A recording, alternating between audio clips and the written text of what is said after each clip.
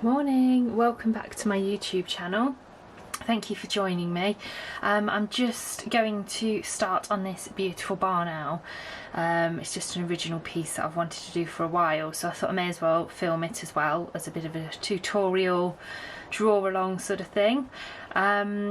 So yeah, I'm just about to make a start on the eyes. I'll try and pop a picture of the reference photo on here as well so you can see what I'm working from. So I'm just going to zoom in, sorry about the shadow, to make a start on the eyes.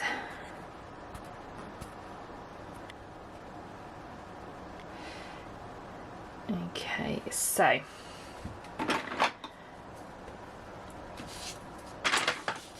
I've just got a piece of excuse me, acid-free tracing paper to rest my hand on. I'm just going to very lightly take away some of the outline of the eye. So here I'm working on Fabriano Artistico hot press watercolour paper in 640 GSM. I've had a bit of a play around with a few different papers over the last few months, because I felt like Fabriano had changed, but to be honest I haven't really found anything I've loved any more than this, so I've kind of gone back to it, and actually now I've tried a few others and gone back to it, I feel like actually it hadn't changed. So yeah, back to the old faithful. So I'm just going in with dark sepia around the eye, although the eye obviously a bit of black in there really, but sort of going with dark sepia because it's not too harsh when I start it, and then obviously I can go in with black over the top.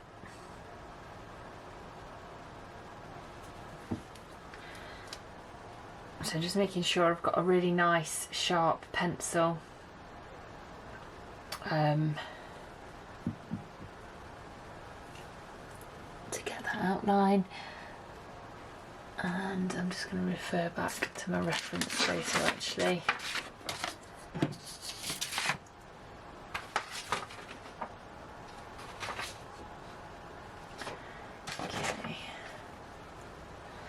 Yeah, there's sort of a bit of a highlight down here, and then also a little bit up here. So I think what I'm going to do is, I think the sort of main eyeball I'm going to fill in with dark sepia, and then sort of round the edge go with black, and then obviously the kind of outline of the eye will also be black as well. So I'm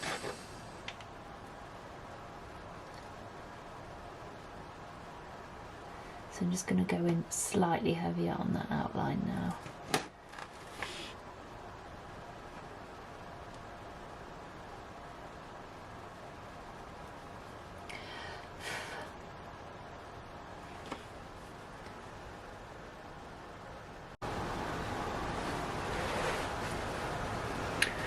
So I'm just going to put a gentle layer with sort of a fairly light pressure as a base layer, again in the dark sepia. Just sort of small circles, gently using the flatter edge, flatter side, sorry. And then just to kind of map out where we are.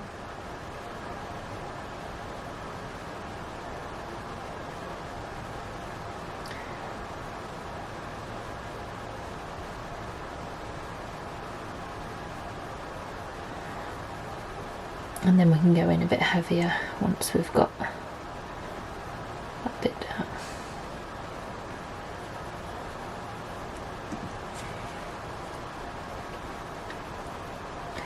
Just going back over a bit heavier now. you're much better off going in sort of too light and having to go over it again and again than obviously going in too heavy. But equally, with your base layer, you want to be smoothing the tooth of the paper out. So, you know, if you need to do like a really light one like I just did there, then do that, and then just obviously go back in to smooth over.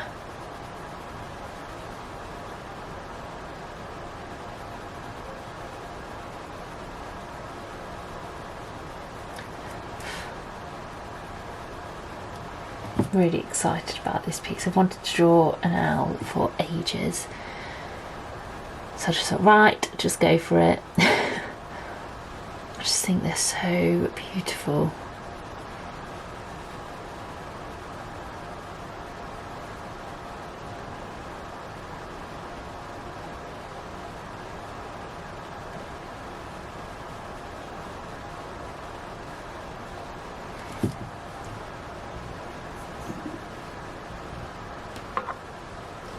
Sorry if I keep knocking the camera.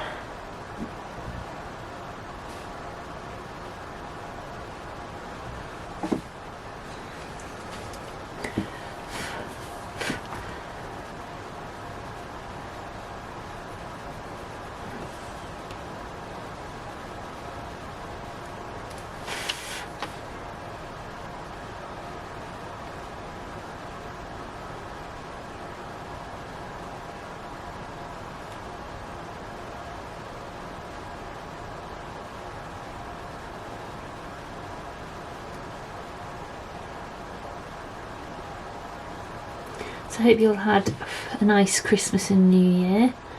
Seems like ages ago now, doesn't it?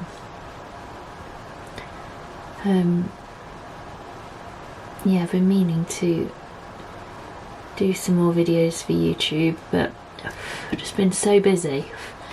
And I'm actually moving house next week as well, so it's been a bit crackers. So we're trying to get organised for that, and obviously trying to do commissions around it as well. It's all just a bit chaotic, but I'm really, really excited to move, because if you see my studio tour video, you know, I absolutely love my little studio, but you'll have seen it's very small, very, very small. So I must admit, as much as I love it and I love working in my little space, it works well, I am excited to have a nice big studio. So I'm really excited to show you as well. So once I'm in and sorted, I shall definitely be doing a video to show you, because it's super exciting. Right, I've just got the black. I'm just going to go round the edge, sort of the outline of the eye with the black. As you can see, dark sepia is very close to black, just slightly softer. So outlining it in the black is just going to make it pop out a bit more and help with that 3D sort of effect of the eye. So I think now the little highlighted areas, I'm just going to go in with sky blue. I'm just going to make sure it's sharp. So I usually use sharpeners for colour pencils. I usually use, sorry, just blowing the dust off, this KUM Masterpiece. It's fantastic, really, really good, gets a really sharp point. But I've actually ordered another one. I'm doing a workshop next week, so I've ordered a few extra bits. And I've actually just received this Faber Castell one, which is really good actually. It's got a colour pencil bit and a graphite bit, but I've been using both sides for my colour pencils, and they're really good, really, really good. So yeah, that's another one to give a go. So I've not really gone for it there, but you can see it's got a nice sharp point. I don't know how in focus that is, but yeah. So this is a good sharpener if you're looking for one. So I'm just going to kind of lightly go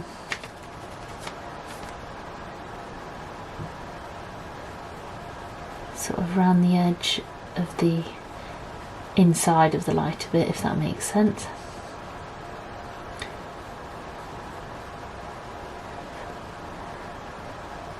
And then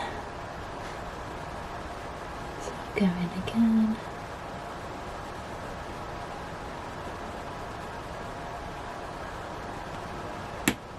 Ooh.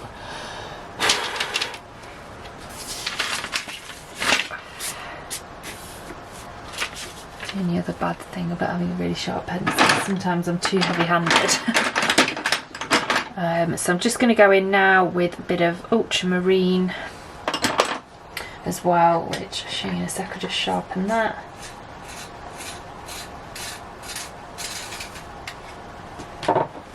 Which is slightly darker. It's a really nice colour actually.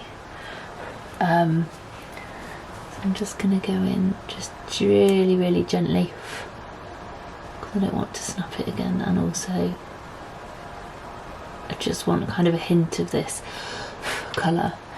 I'm actually going to go just very gently along the top area of that highlight.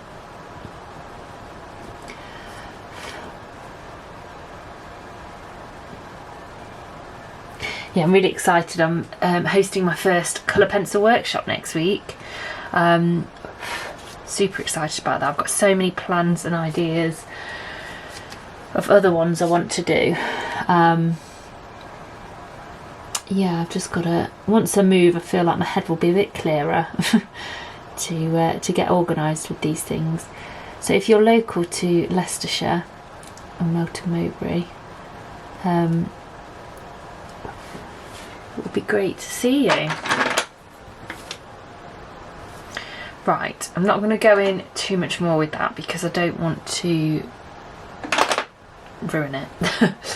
Now, the sort of little highlighted bit at the bottom there, I think,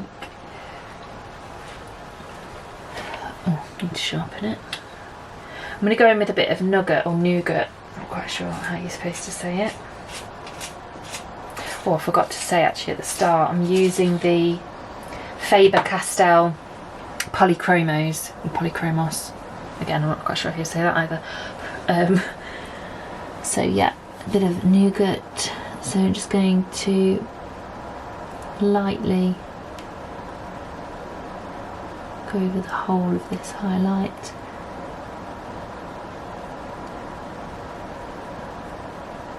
Just like that. And then I think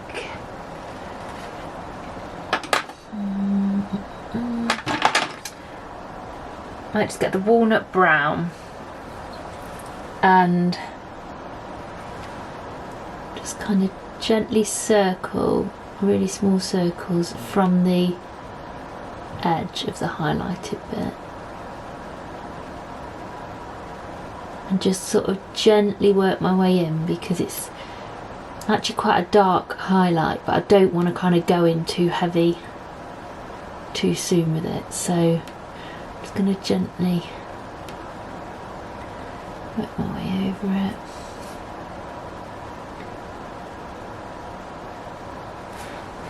Pencil sharpening dust all over my hands.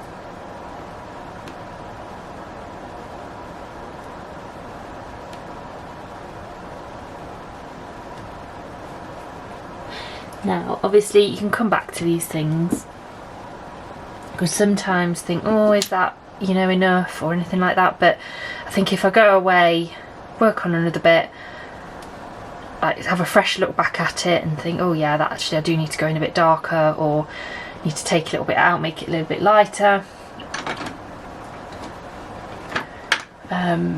Yeah, so I think what I'm going to do next is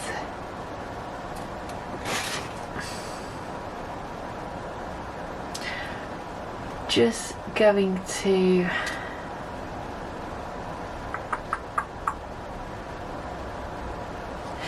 I'm going to get the dark sepia again, I think, And yeah, because again I don't want it to be too heavy.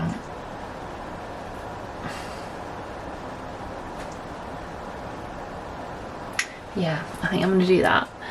And I think what I'm going to do is just gently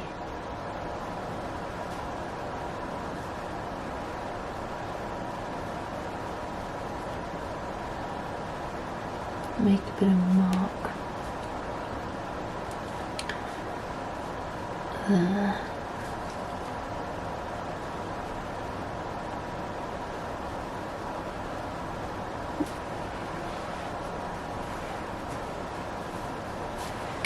God, I've got bits of pencil sharpening everywhere now. What are my nails? Right,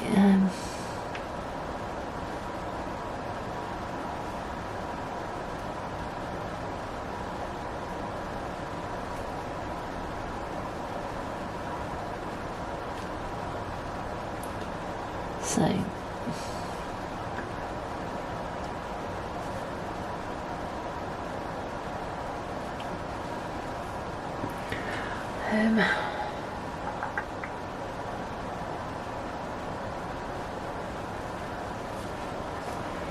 right, I'm going to go, so the black outline that I did, I'm actually then going to do another line in dark sepia around the edge of that, and then go from there, I think.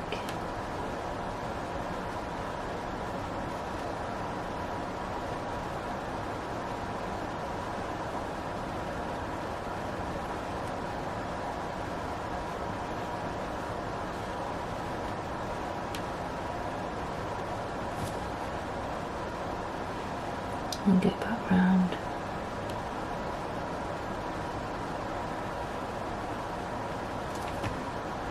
A bit heavier again.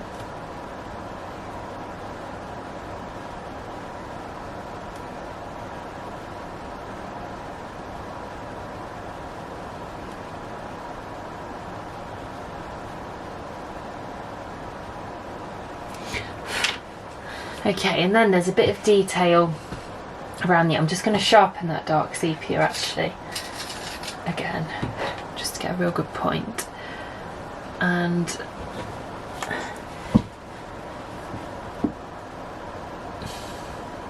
I'm just going to go over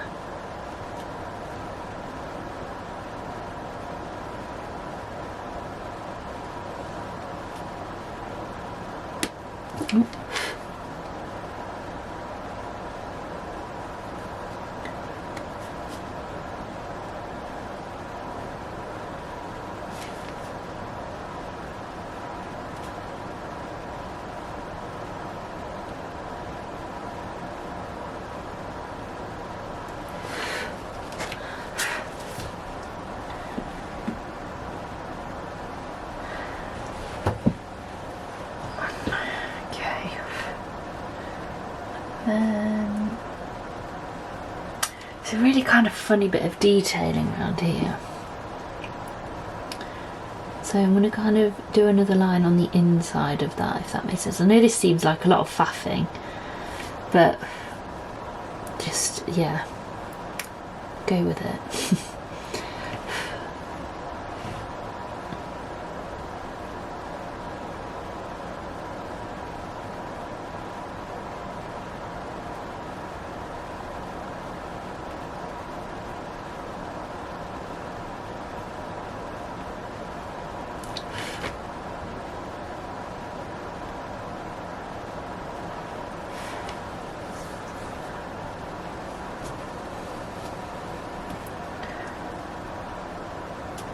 And then I think I'm going to get, if I can find it.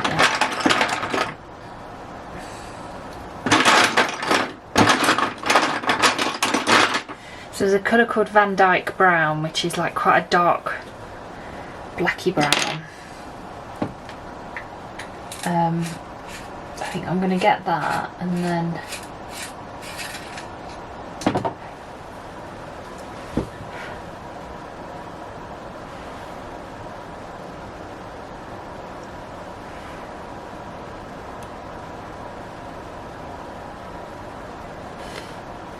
fact, okay, actually I've changed my mind. I think I'm going to get the ivory, because I feel like there's a bit of ivory underneath the bit I'm about to do.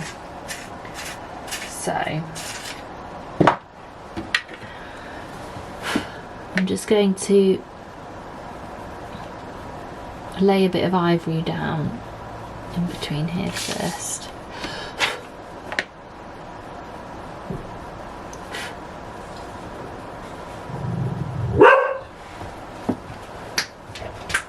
Sorry, do apologise. I'm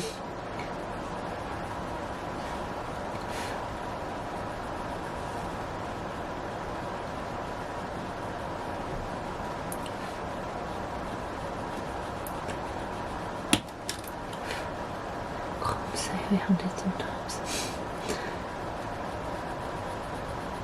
Again, if you slightly go over on the black and obviously leave a bit of a lighter layer, you can always obviously go back in with the black just to get the definition there again.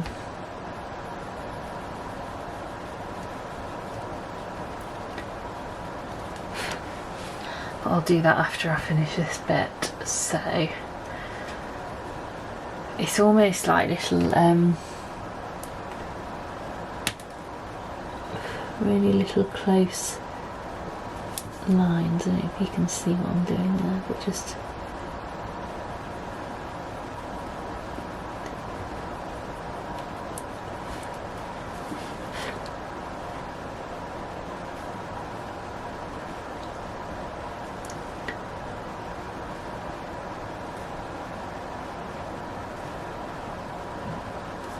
then actually between there and about there in this bit there isn't really any of these, so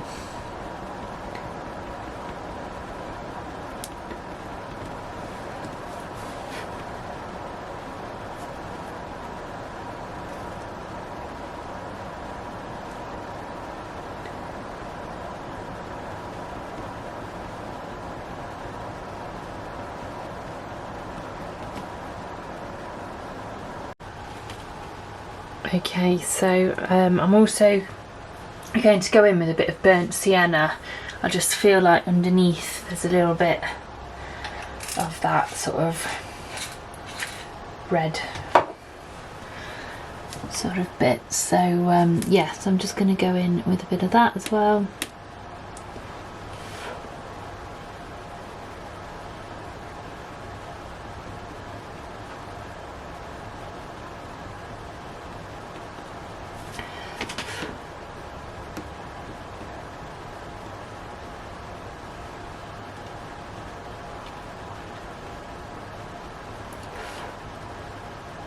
Yeah, I think sometimes when you look at areas and see these colours, sometimes there can be some sort of underlying colours.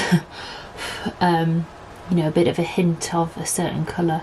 Again, I'm going to leave this bit here. Yeah, and I just felt like I could see a bit of burnt sienna underneath there. So I'll go in with that, and then I'll probably go back over with the Van Dyke brown.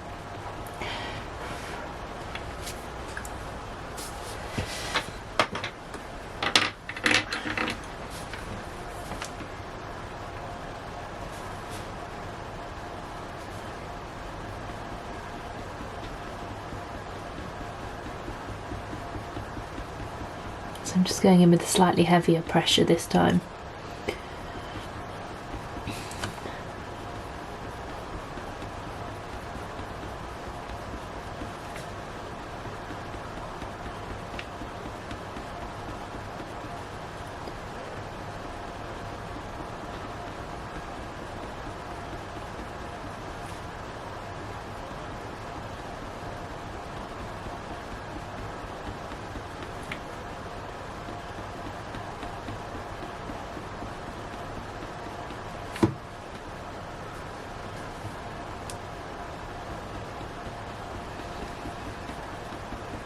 Okay, and then I'm just going to get the black back and just go back over that bit that I said.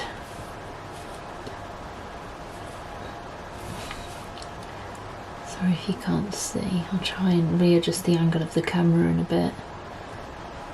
I think my hand's blocking out quite a lot.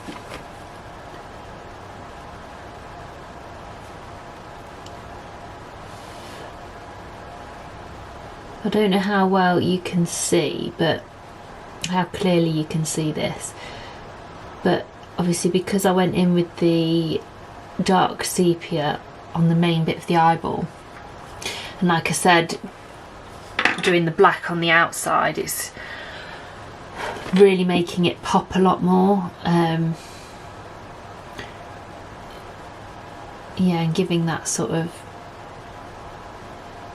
3D effect, if you like.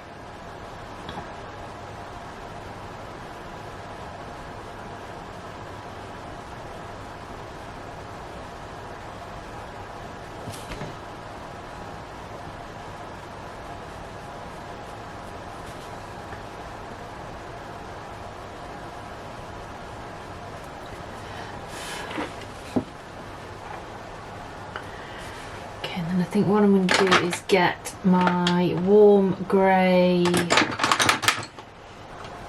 3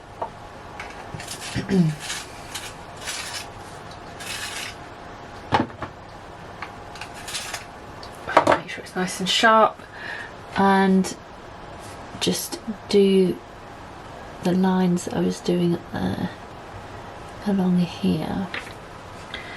And with the ivory, actually I'm just going to sharpen that up again. I think I've just taken the end off of it. Yeah, and then just go like this.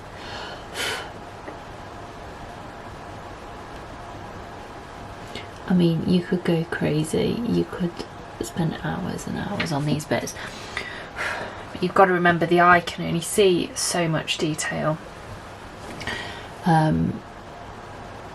You know, it can't take in every little, oh sorry,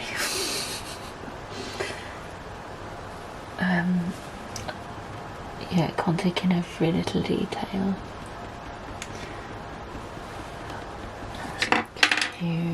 Where is my dark sepia?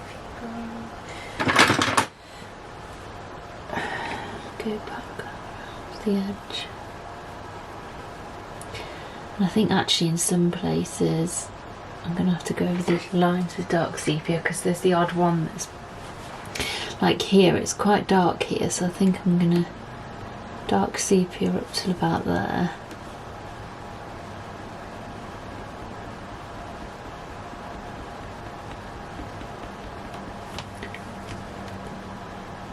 Just blend it in slightly rather than having a sort of a severe line.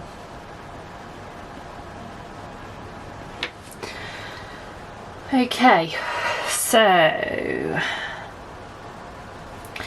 actually think, just looking back at the reference photo, because these little things do make a difference, I think I'm actually just going to put a bit of black around this top bit of the eye, just on the inside of the black circle that I've done round it, if that makes sense. It just feels like it's super black up here.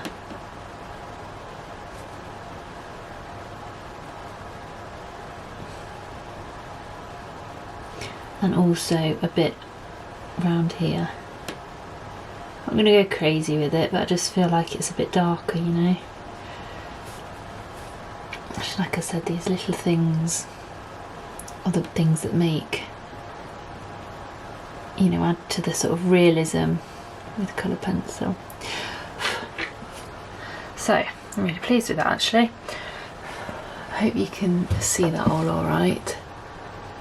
I apologise if it's a bit dark. I've literally got 4 daylight lamps on it and the spotlights in the room, but in my new studio I'll be able to sit kind of directly in front of the window as well, which I think is going to help. So right, and then I think I'm going to go on to the other eye. Like I said earlier, you can always come back to it and make other adjustments. So with this eye, there's a lighter highlight sort of here. So I think what I'm going to do is, I'm not going to, because the pencil's not actually too heavy, the pencil that I've used for the line art, I think I'm just going to go straight over the top of it, because it's going to be dark anyway, so I'll be able to get rid of it rather than rubbing it out.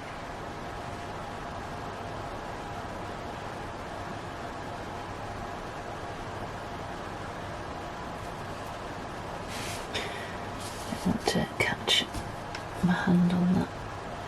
Should have done this eye first really, shouldn't I? But never mind. I always just kind of go for the bit I'm drawn to first really. And there's no set rule, obviously you can start anywhere. I just quite like starting with the eyes and sort of working my way out.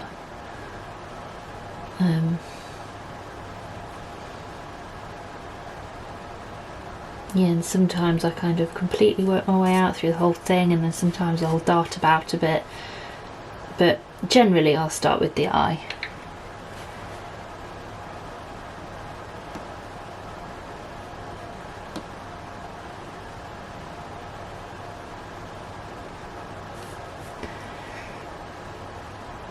Another piece that I'd quite like to do at some point as well is a golden eagle. Yeah, just, oh god, aren't they just amazing? I think that's definitely another one that I'm going to need to do at some point.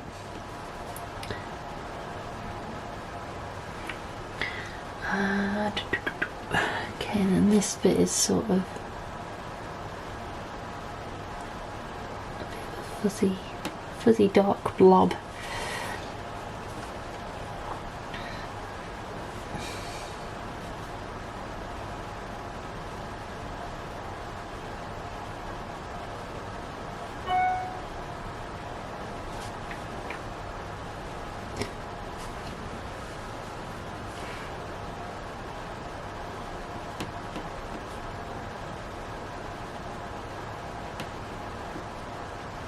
I love creating eyes because, oh, I just feel like, if you get the eye right, like, you've got it.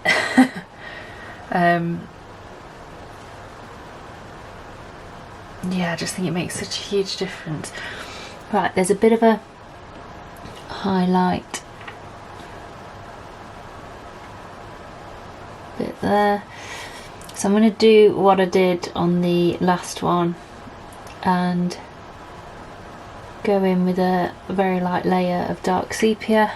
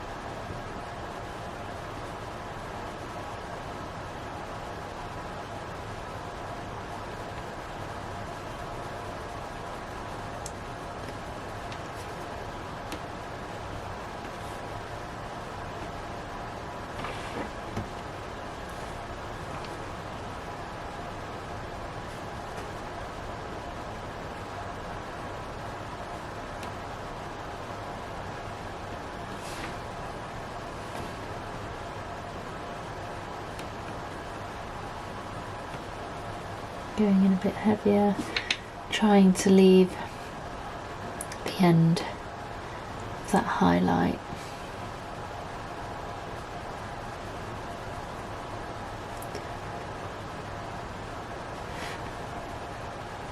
Just gently sort of small circular motions.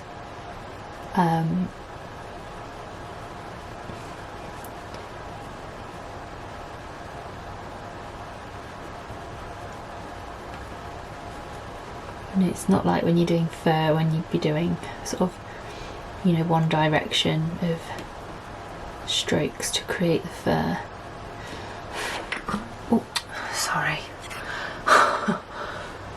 keep knocking it. Definitely gonna have to reposition it in the new studio.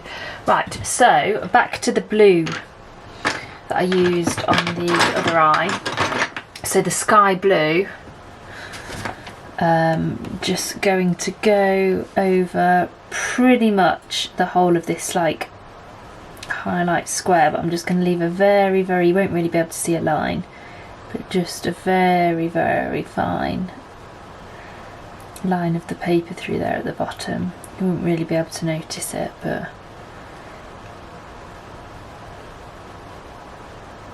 right up to the dark sepia. And then what was the other one? Ultramarine, that was it. With the ultramarine, it literally looks like there's just kind of a bit of a line of it, so I'm just going to do a gentle circular motions just down in the line, down the edge there and across the top. Again, you won't really be able to see it, but it's just little things like that that help make things pop and come alive. So I think I'm then going to get my warm grey 2. I'm going to sharpen that up actually.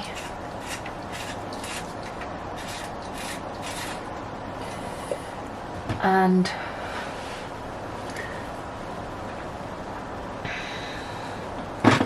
also going to get my Tombow mono eraser, because I'm just going to chop the end off so I've got like a flat edge. Okay, so just to where I've gone a bit too far with the dark sepia, I'm just going to bring that back out again. Just like that, only slightly.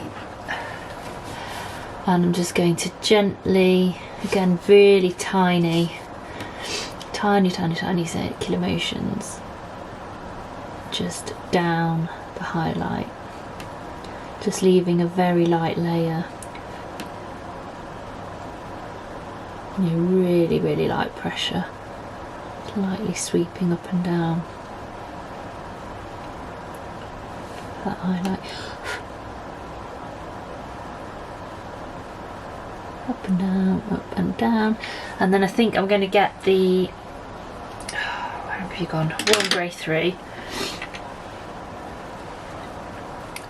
Because the sort of top bit of it is a bit darker, so I'm just going to go in really slightly heavier, not a lot heavier, just down to about there, and again from this way.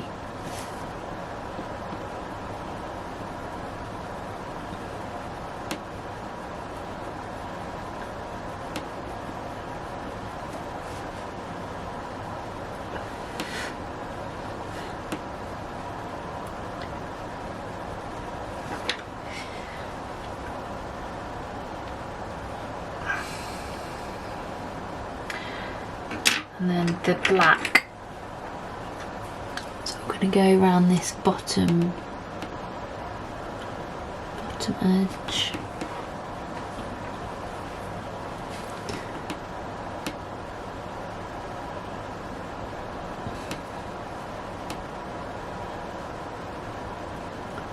Just to make it pop. Now I think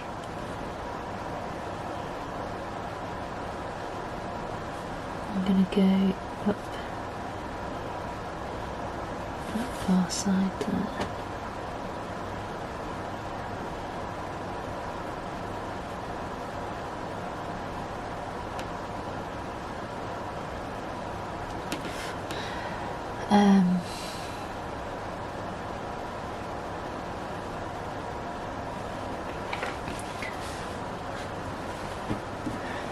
Actually going to go a little bit further in, so it looks super dark there.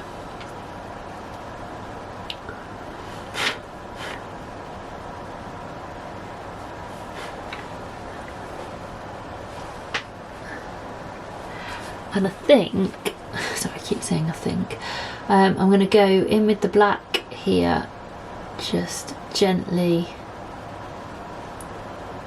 putting in a bit of a darker, a bit here, and also along this, like the inside of the eye.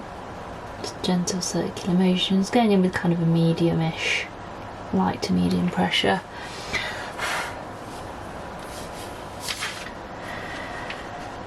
Okay, I know, sorry, my camera seems to cut off. This keeps like overheating for some reason.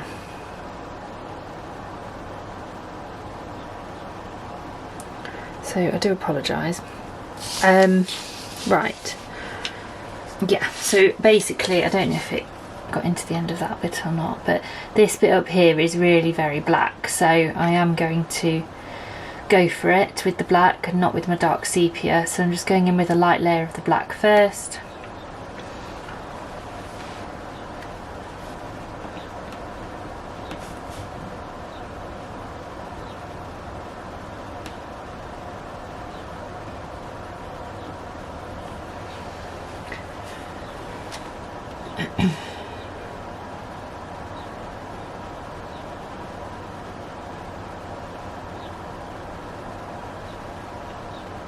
And just keep going in with more layers, just slightly heavier each time, just laying down a bit more.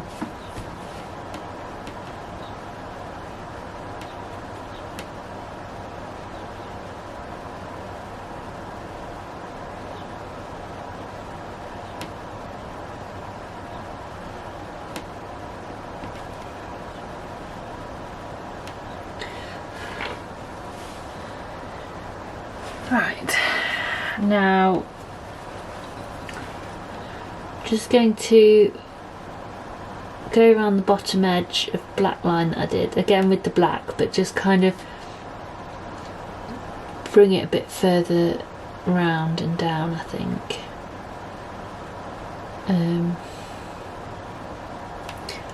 Something like that. And then I'm going to get the nougat.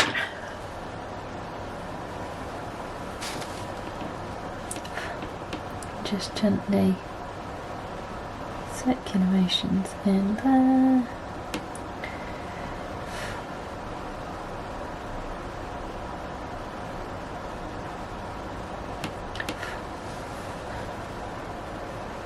I actually think this darker bit here on this highlighter, I've gone in with the warm grey 3, but I actually think I'm going to do a slight, very light sort of misty layer of the nougat over the top of that as well. I just feel like there's a real hint of brown. So hopefully that's enough. Right, I think I'm now going to kind of work on another area. I don't know whether to do the beak. I might do the beak. So I think what I might do for this is, so I've not really done a beak like this before. I'm going to go in with warm grey 2.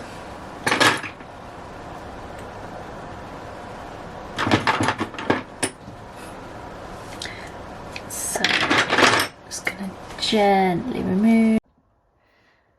Okay, so I do apologise, I've had to swap to my phone. For some reason my camera keeps cutting off. So, as I was saying, I'm going to go on to the beak. So I've just kind of taken away the outline and I'm going to go in with warm grey 2.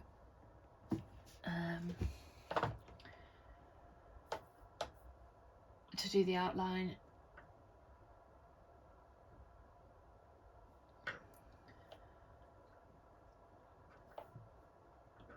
Sorry, just trying to make sure. Okay, so just do a gentle outline of that.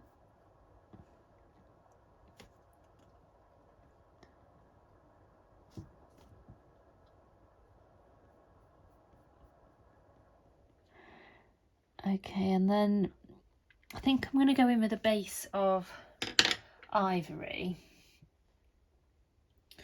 and then go from there. So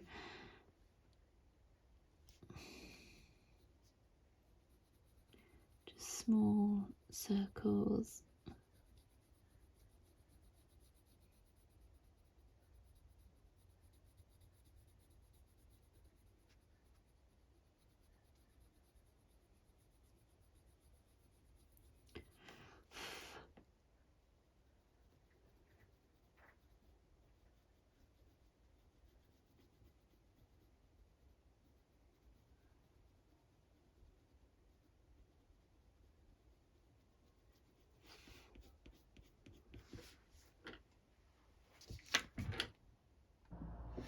Okay, so I'm going to sort of work a way up from the beak now.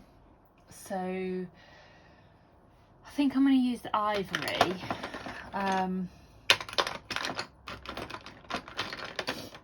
As a bit of a base. Let's have a look.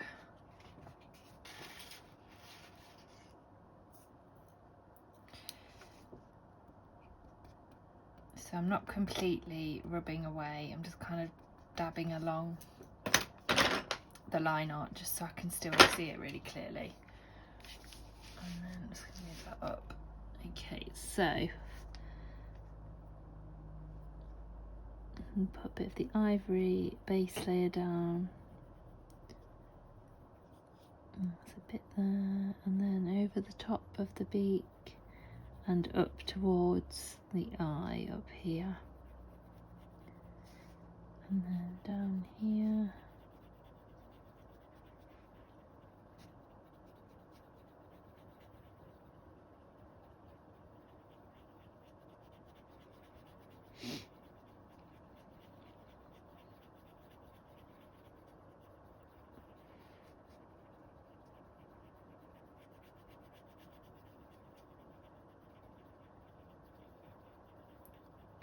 I'm doing what I did before, so I'm going in with a super light layer and then going back over. Once I'm happy with where I've put it, going back over with a slightly heavier pressure to smooth the tooth of the paper.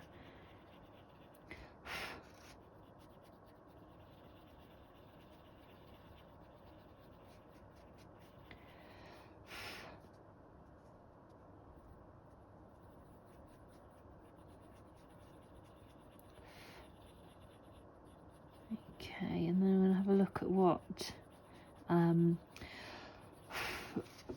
colours I can see under there. So, excuse me, I think the cinnamon, I feel like I can see, oh here it is, I feel like I can see quite a lot of cinnamon underneath. Okay, and I think round the edge I'm just going to go in slightly heavier because it's almost like there's a bit of a fuzzy outline, if that makes sense. And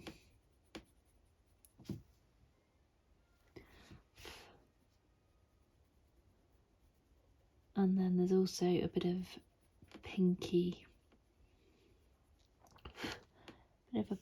colour as well, and a bit of grey towards this bottom, sort of the pointy bit. So the pink, I think I'm going to use beige red and get it all sharpened.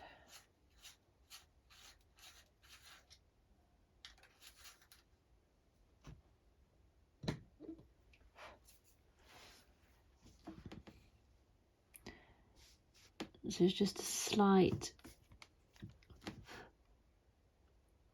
sort of fuzziness of pink down here, like a flesh sort of colour. Which I think this beige red, I think this used to be called light flesh, and they've renamed it.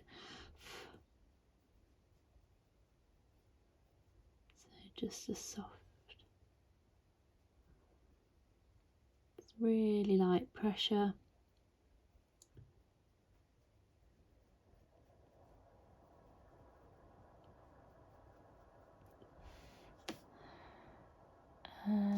again, sort of around where it goes round to the point round here. There's sort of a hint of it as well.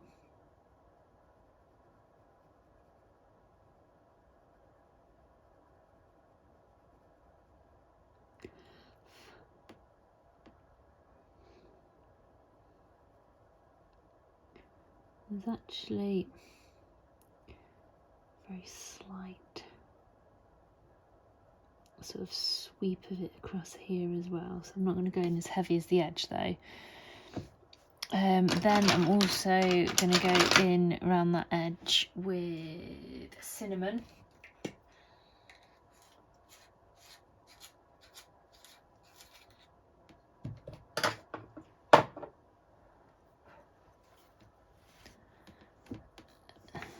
Just on this outer, the outer bit here.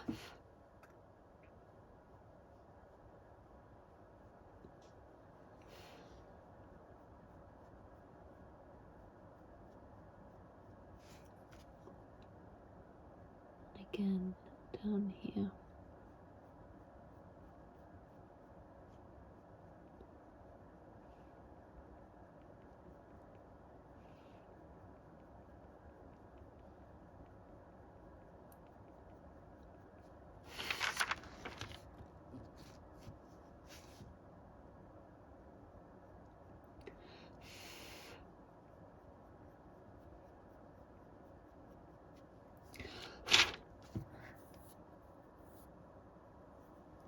I'm just going to get the light flash back and just do a bit of a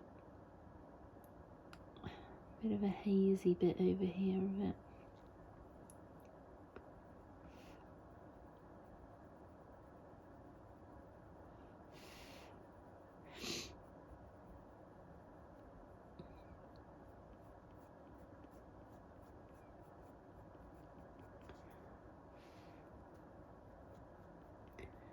And then a bit of cold grey I think I'm going to get now. I think I'm going to get cold grey 1. Can't make a decision.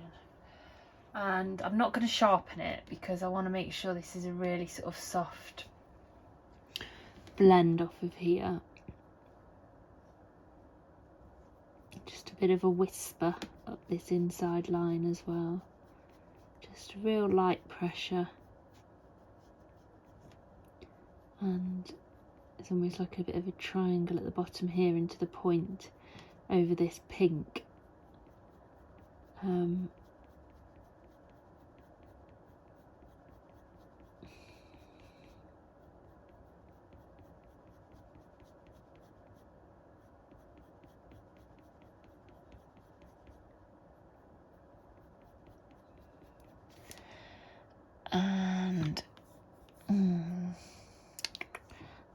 this inside outline, I'm going to go in, make a bit more of a line of the grey here and then soften off into it. I hope this is all making sense and I'm not just rambling. If you've got any questions, feel free to get in touch, drop me a message, comment below. And I'll do my best to help you and get back to you.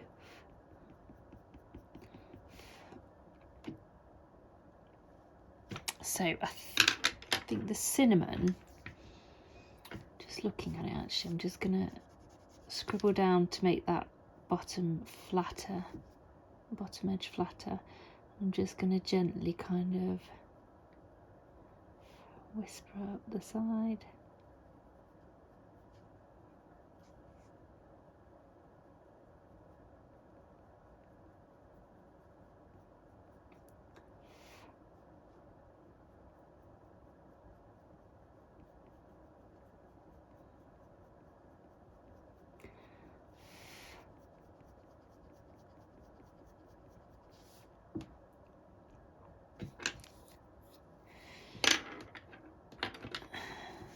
Again, just back with the cold grey 1. bit of a whisper on the inside of, I hope I'm using the right word, I know what I mean in my head, but I hope you get what I'm trying to say. And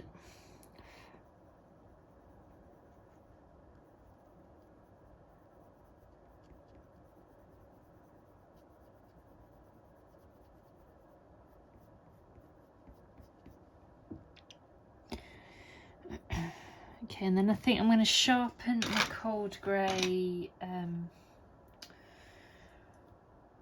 which one do I want? Cold grey 2.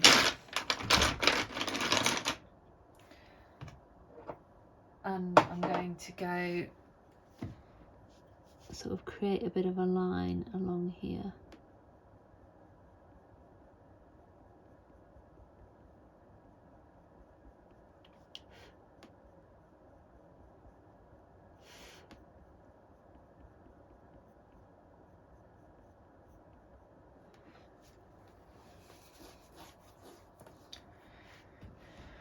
Now I don't want to go overwork this. However, I do feel there's a little bit of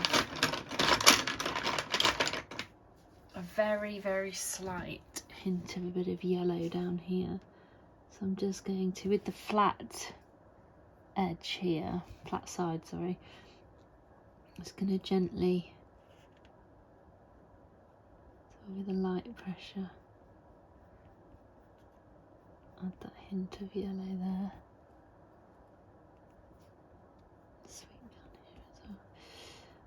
Right, I'm going to leave that for now. I think that's,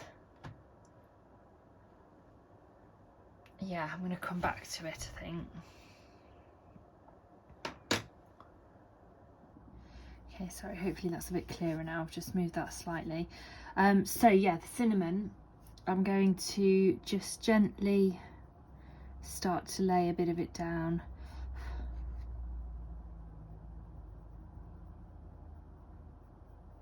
Along the edge of where I've put the ivory. Again, rather going too light than too heavy to begin with. So along that edge, and then along the bottom here, over the top of the beak.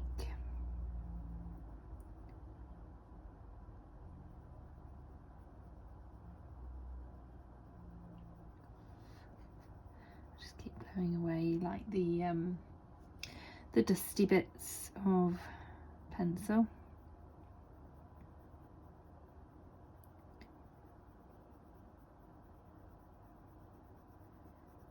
And then back up along here.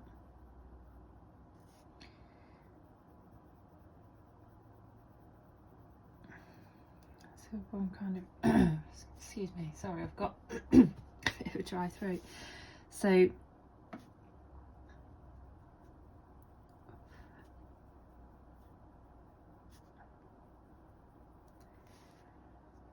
quite a lot of different colours in this bit actually. So I don't think I'm going to go sort of right down here, but I'm going to go across here.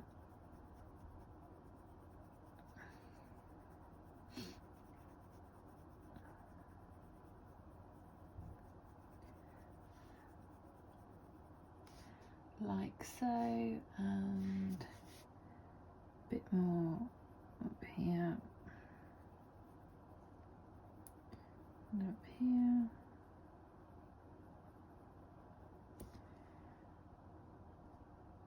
and then I see a bit of like a golden yellow. So I think I'm going to go in with raw umber. I'm just going to sort of gently sweep a bit. Again, I've not sharpened it. I don't want it sort of razor sharp, but just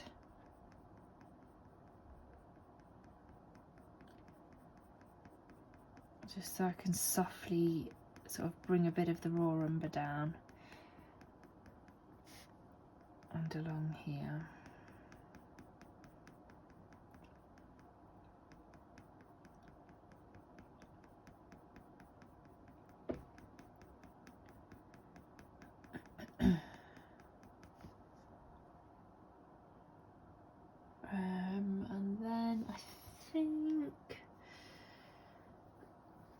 I can't always decide on the colours. I think burnt ochre, which is like an orangey, quite a dark orangey sort of orangey brown, browny orange, something like that. I'm going to do a hint of that down here.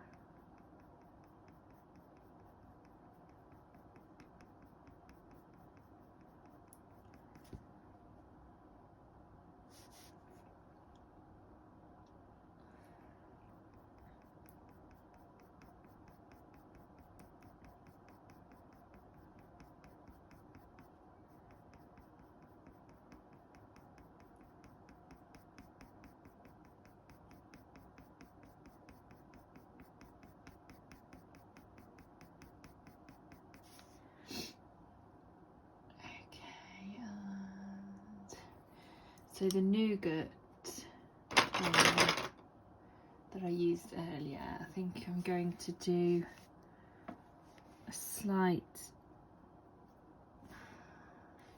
to get the flat end, I don't want this to go on too harshly. Just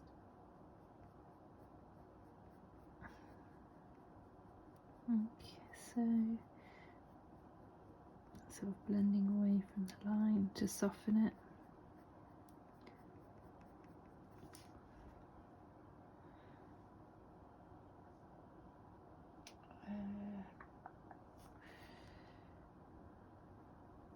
I'm just really lightly just going around the top of that little sort of shape that's here. And again, I think the raw umber, I'll just do the same with that, just gently, just to add sort of a hint of, because it's these little things, just these little hints of colour here and there that help to sort of make your picture pop.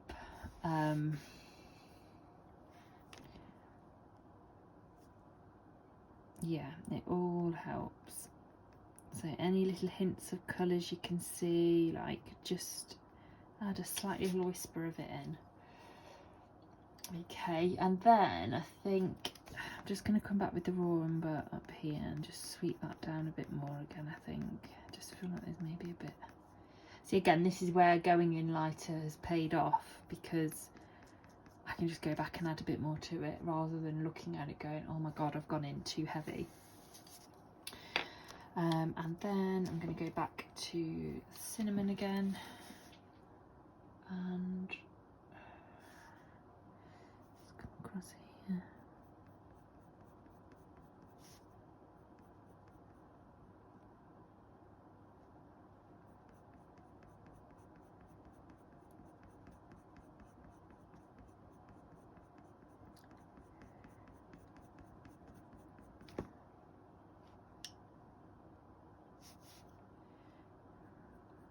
Come back up a bit heavier again with that.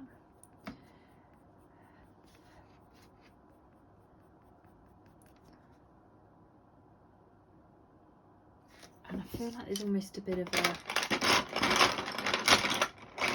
a mauvey, purpley hint. Sorry, I've just knocked the camera again. I think just very slightly up here.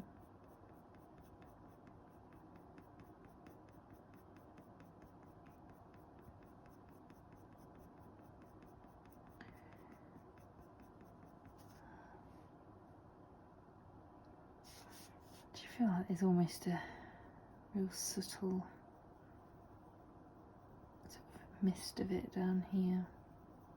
Really super light pressure on the flat edge, flat side. You can see how I'll do the right angle. Yeah, we've got like a flat edge there.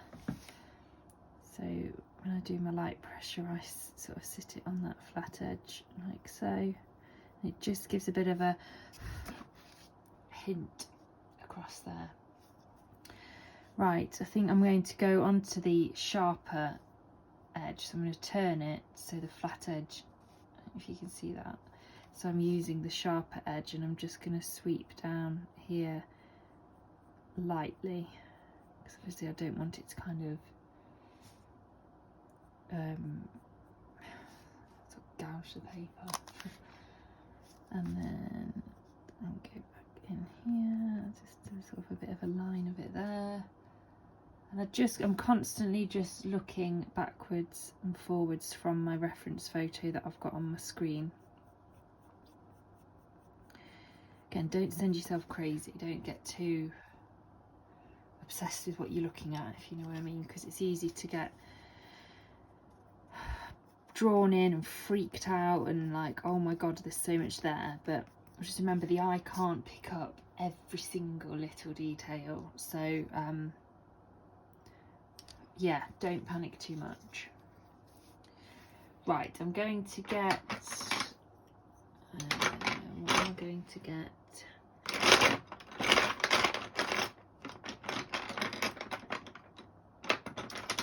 think terracotta. And again, I'm not going to sharpen it, just want to bring a slight hint softly down this side, and again down here.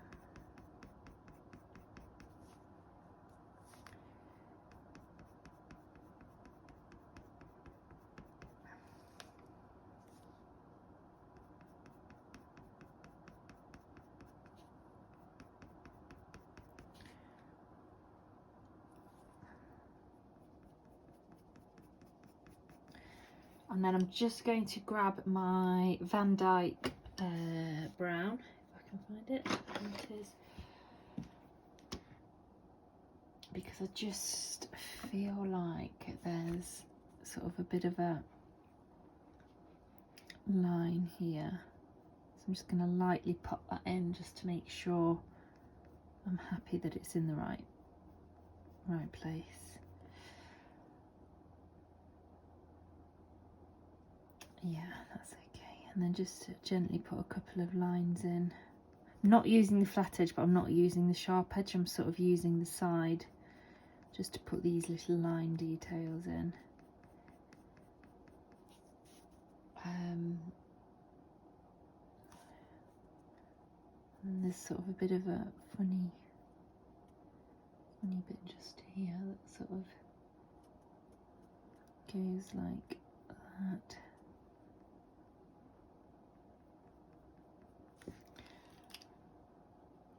Now I feel like I'm going to use the terracotta just inside the line where I've just drawn.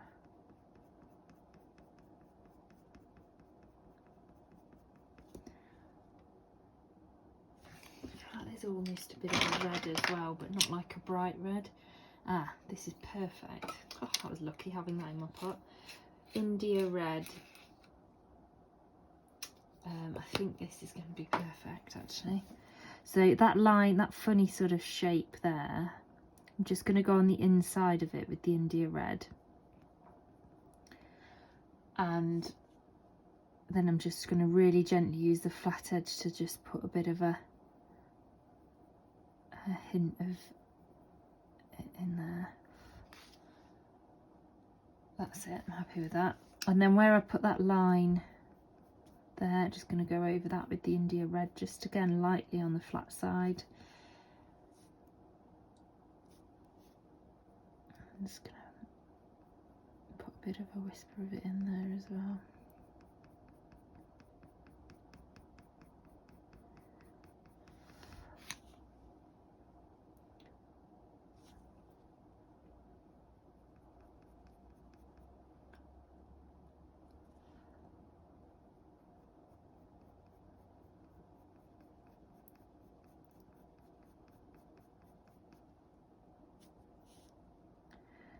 Now up here, I'm going to go in slightly heavier. Oh, I love this owl so much, I love it already. And I'm going to get cream, which is actually a yellow.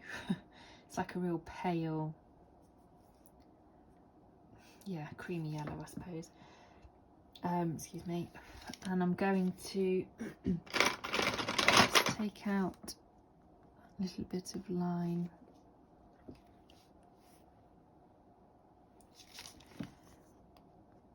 Out there.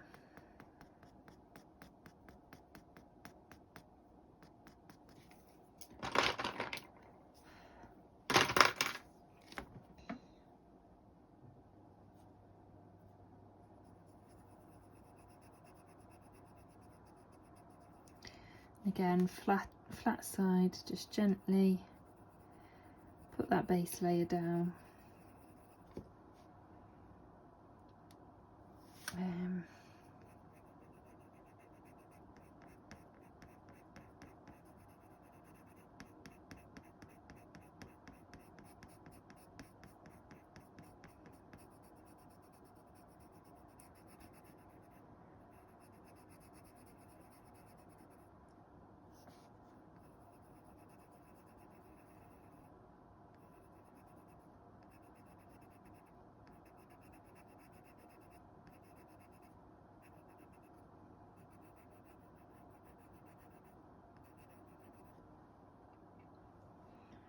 I think I'm actually gonna go right round with this colour. I just feel like it's kind of the base right round here, so.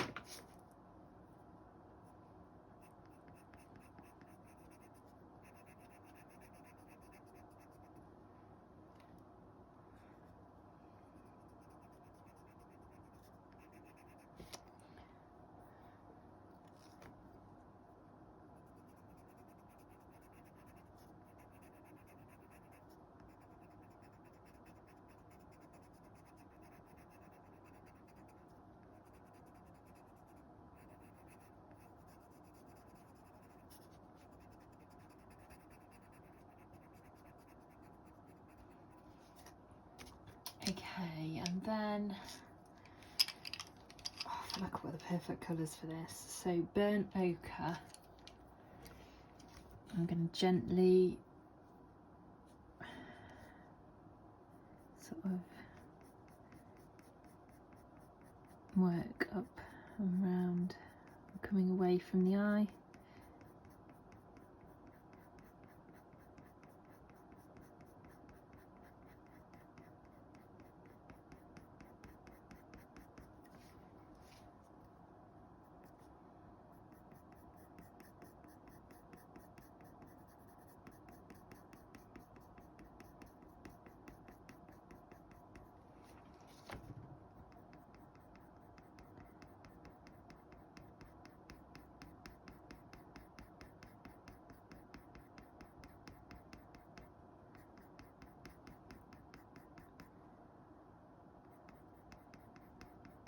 So always remember to go in the direction of the fur or feathers. Yeah, this makes a huge difference to the look as well, so you've got to make sure you're constantly looking at where it's going. So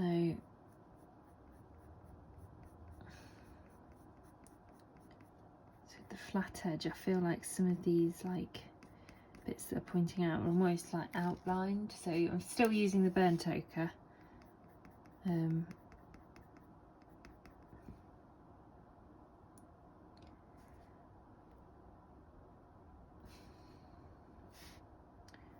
going to kind of gently, just really tiny circles along the edge of the eye.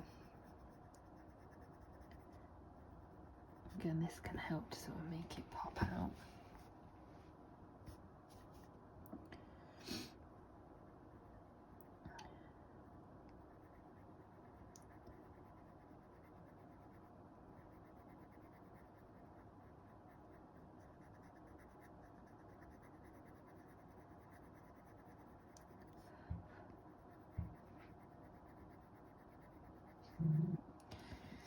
Okay, sorry about that, the dogs were just barking.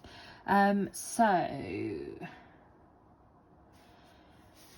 yeah, just carry on sort of giving that hint of burnt ochre coming away from the outline of the eye.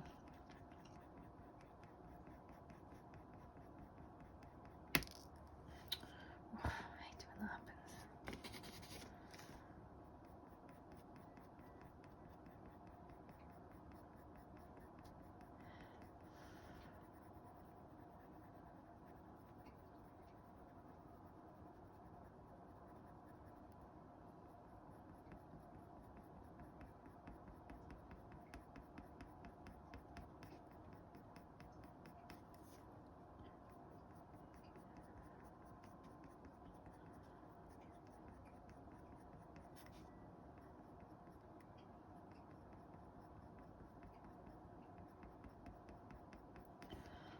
Love that. Right, and then sort of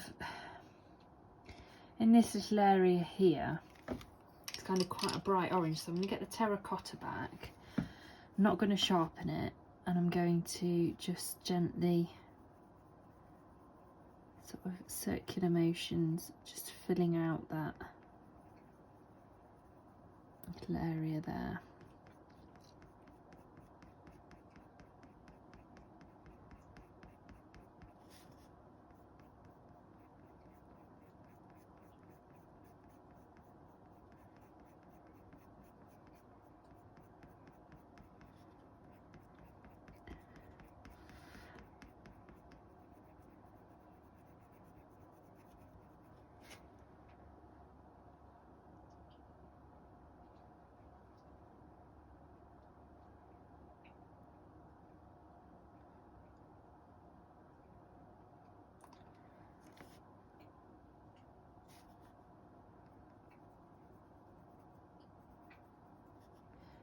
Slightly blending it away so that it's not like a severe line, if that makes sense.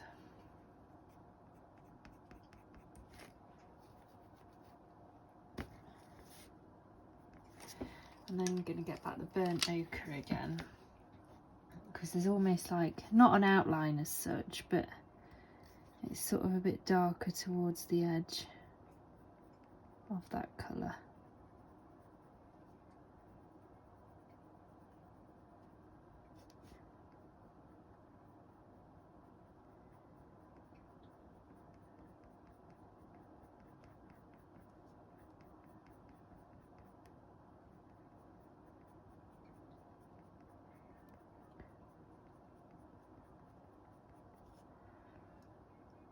And then once I do the sort of grey that's out here, I can blend it out a bit more.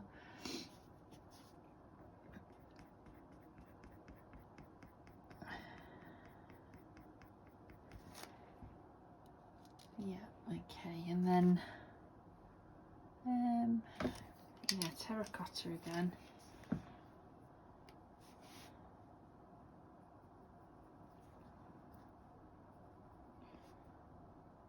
Adding a bit of a hint of it out here.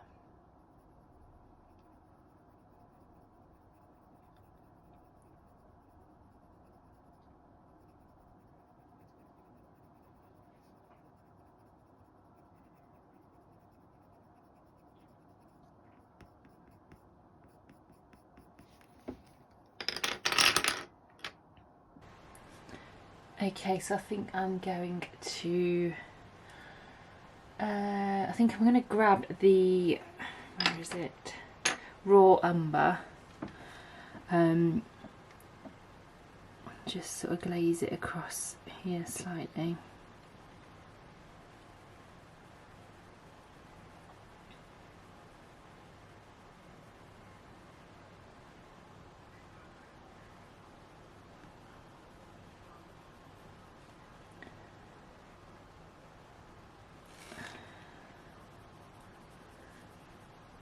And then I'm just going to get the Van Dyke brown and just slightly, just so there's not such a severe sort of line here.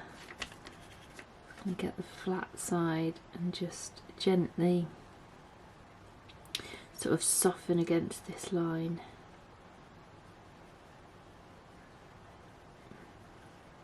Again, you can't really see too much happening, but it's, like I keep saying, it's little things like that that make the difference.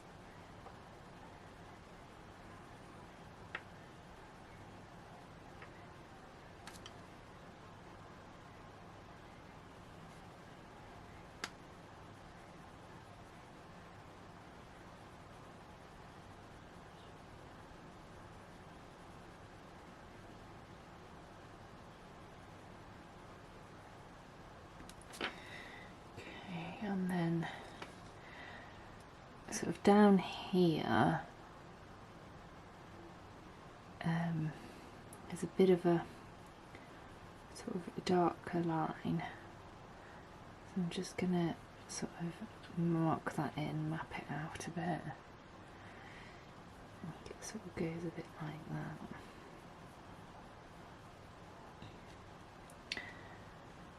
Actually, I think it comes up a bit further.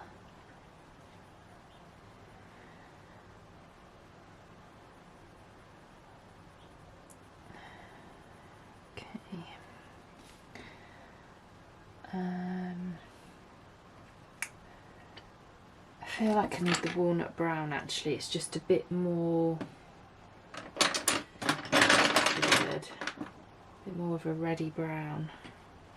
If I can find it. Ah, here it is.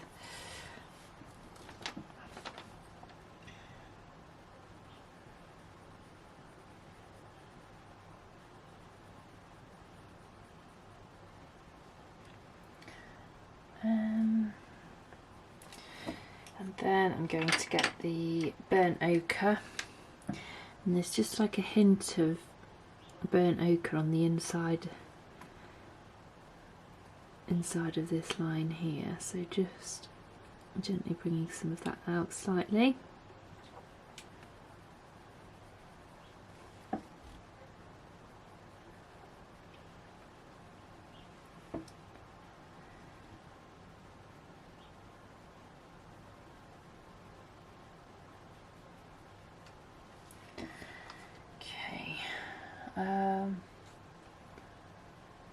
Actually, I think I'm going to bring a Britain. I'm just going to sharpen it again, actually. Not too much of a point, but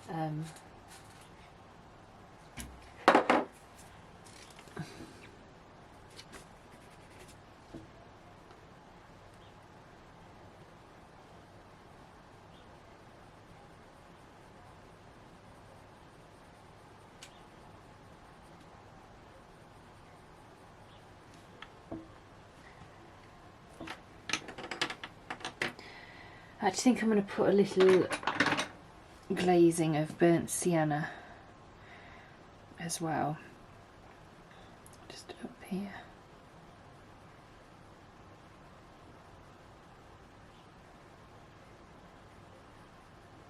And then go back over with the Van Dyke brown.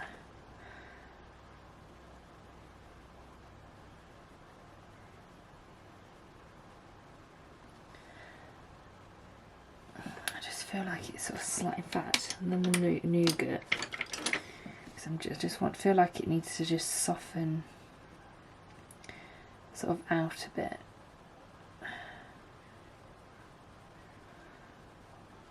That's a bit better.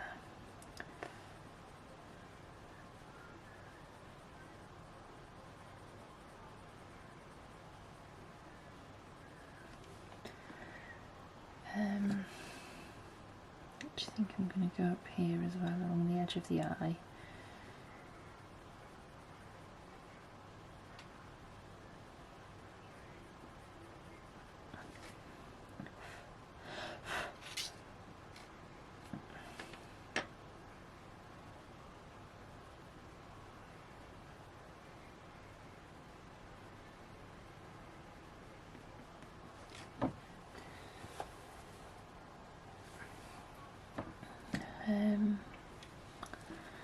I'll put a hint of, still using the nougat, I'm going to put a hint across here.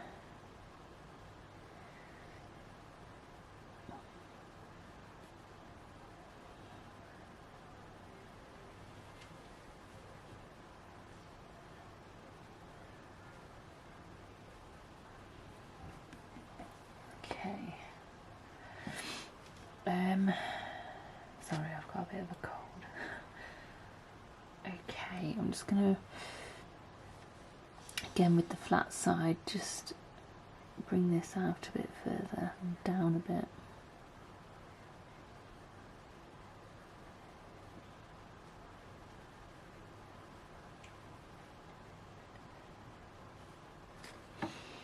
And just going back to the burnt ochre. If it's too pointy and you need the flat side, I'm gonna do it over here, but I'll just show you. I just kind of do a quite a heavy pressured sort of squiggle just to flatten off if I haven't quite got the flat side that I need.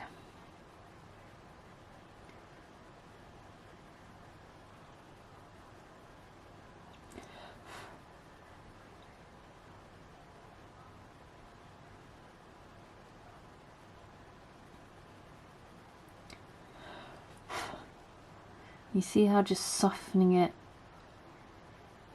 sort of around the edges just helps make it sort of pop a bit more and give that sort of realism. Sorry, I keep knocking the holder again.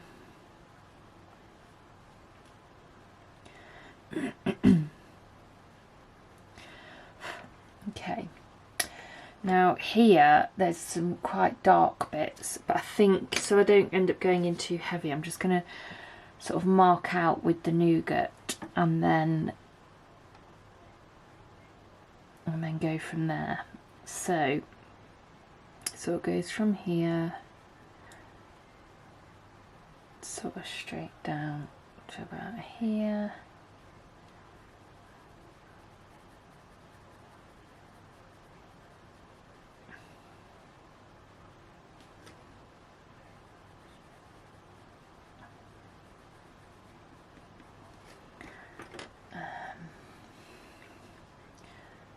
And then there's a bit of a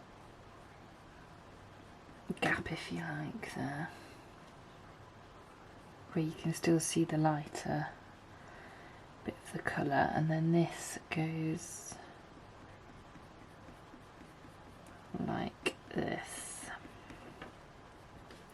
Okay, and then I'm just going to gently, with sort of a light to medium pressure, just add in the colour.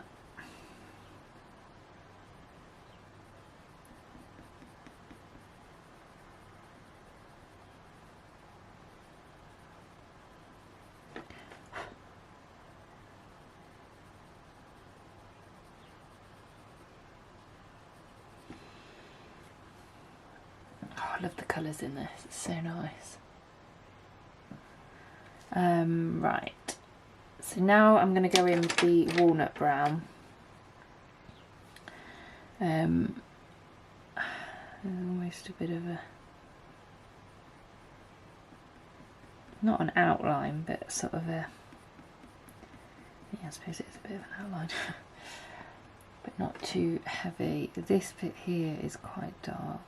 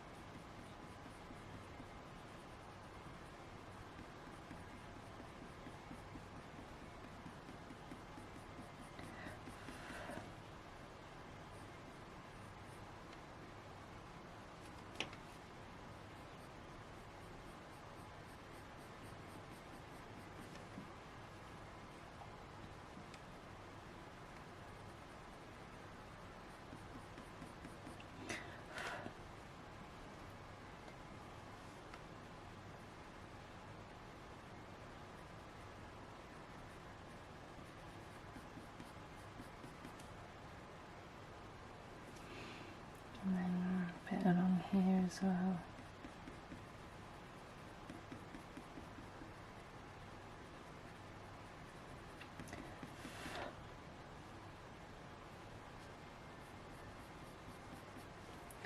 Again, back to the burnt ochre. Actually, no, sorry, terracotta.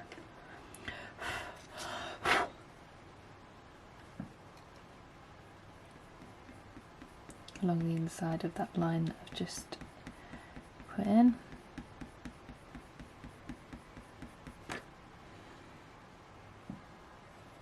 And then I'm going to get the, where is it? Caput mortem. And excuse me, just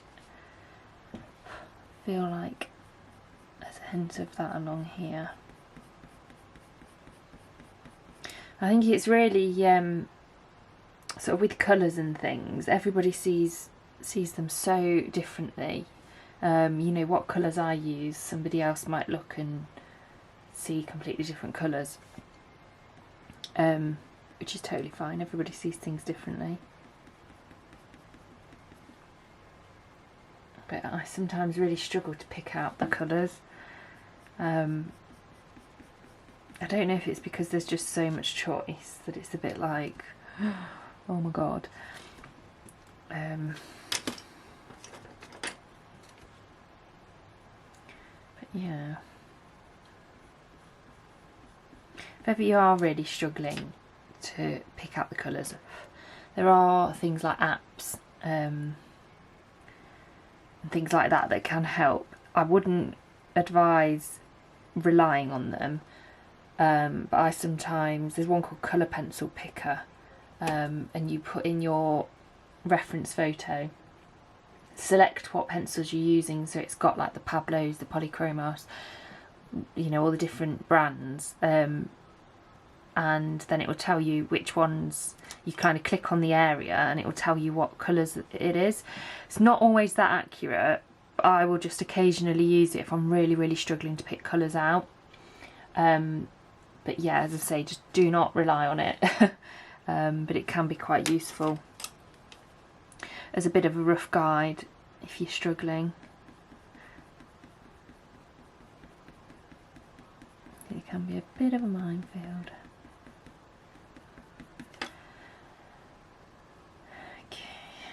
I think I'm actually going to get the dark sepia.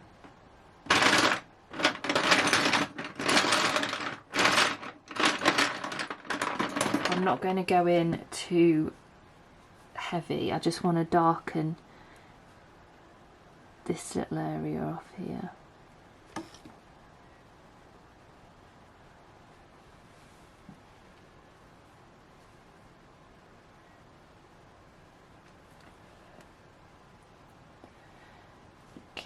I'm really pleased with that actually.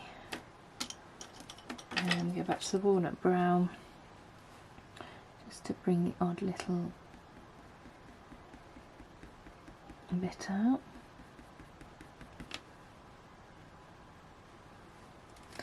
Just going to grab the burnt sienna again just to bring a bit of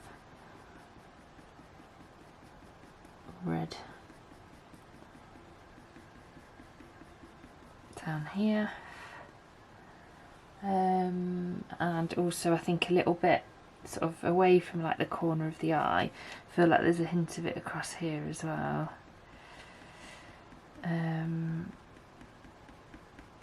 Yeah, sort of like that.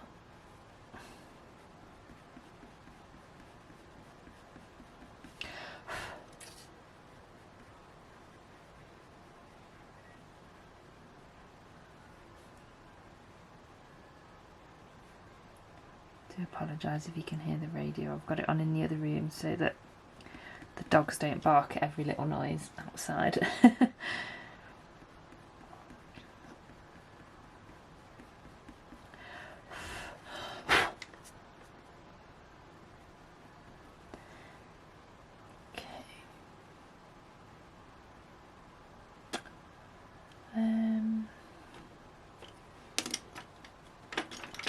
feel like it's actually quite a bit more orangey there. I'll blend away from that mark I've just made.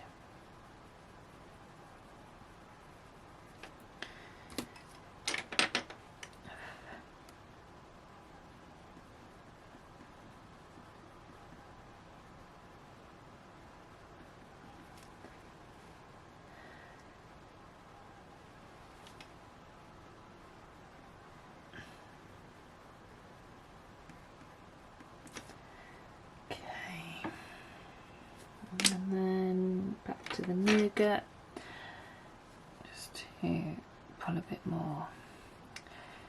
See, this is the beauty, like I keep saying, I know I keep repeating myself, but of not going in too heavy too soon, is that as you work around, you start to go, oh, actually, you know, I could do with a bit more there, or actually I can see this hint of this colour here, and it's easy to add it in.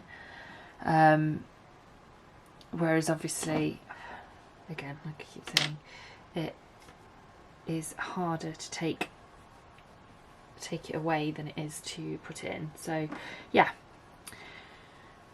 right, in this area here, it's quite sort of a real mix of like warm grey and cold grey actually, so I'm just going to lightly take away the line art that I've put in.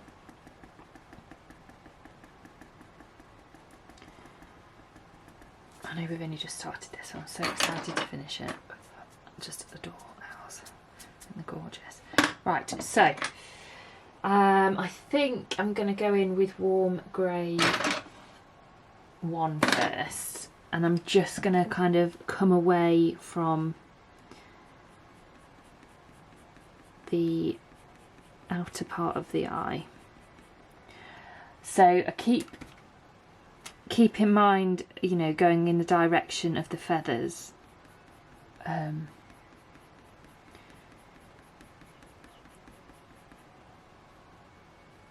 So there's quite a sort of almost a little block up here that comes down.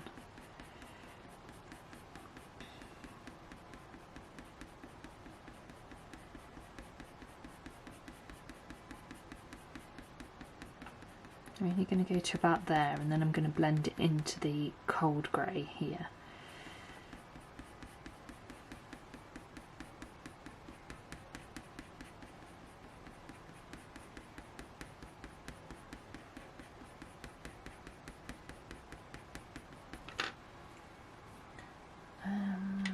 Then I'm going to continue along the edge.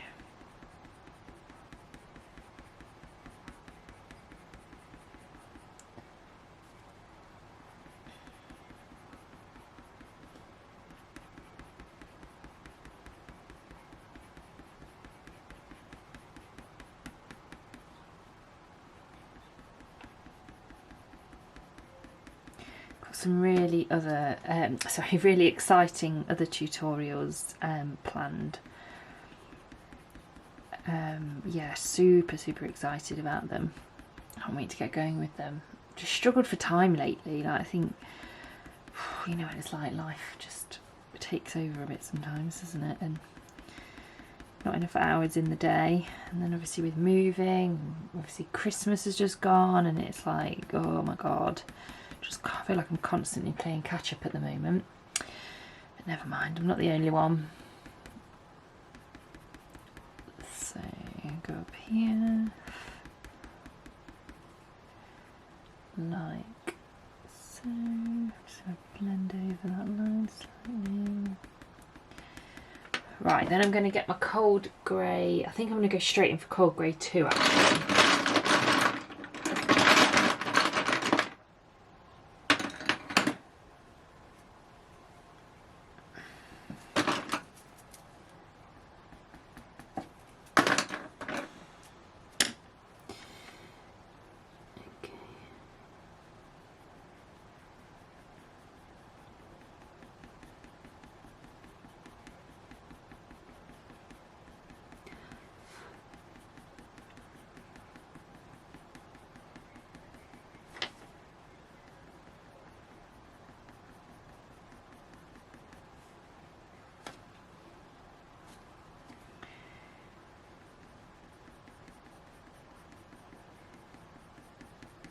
I think one good tip to to go by as well is sort of look for shapes.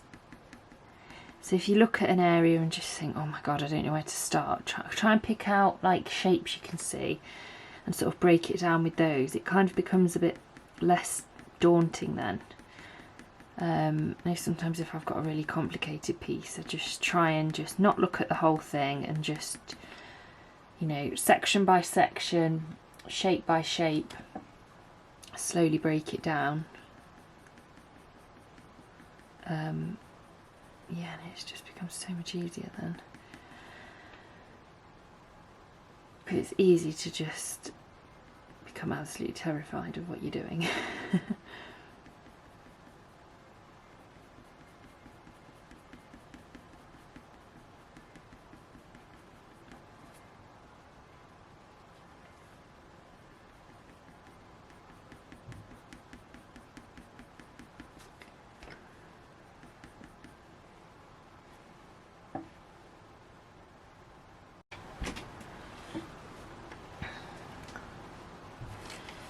Okay, I think I'm going to get the warm grey too, if I can find it. Here we go.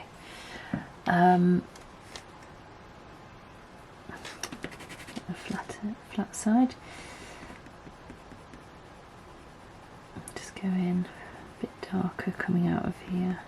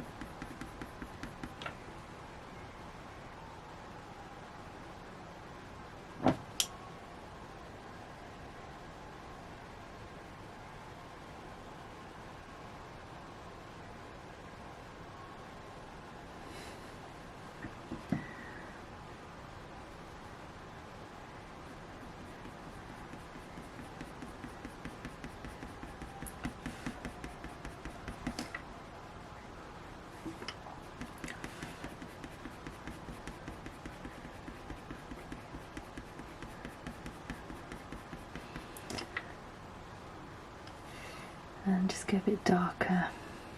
Sorry if I keep going quiet. Just go into a bit of a zone.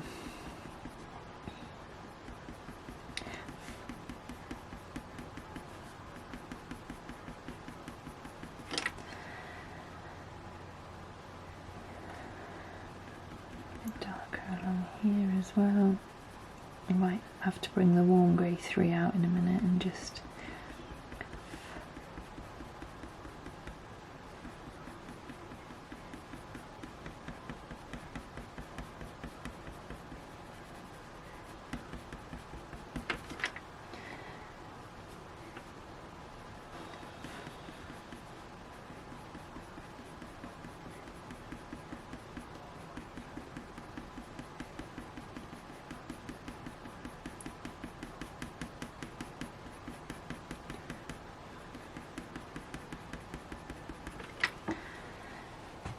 okay.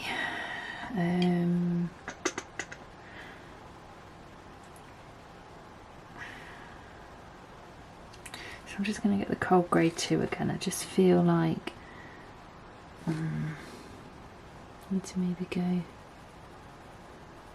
along here again a bit more.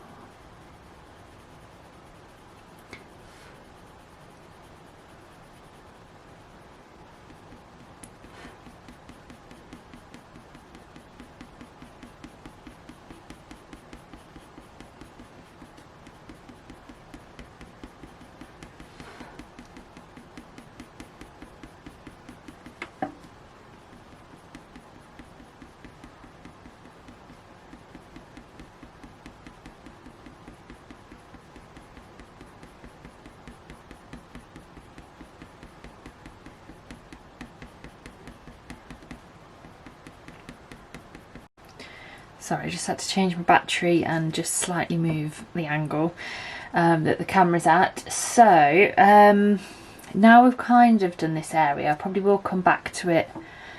In fact, no, I've not done this area. The more I look at stuff, the more I can just keep going. So I'm going to get the warm grey 3 again. I just feel like I maybe need to go in a bit heavier here.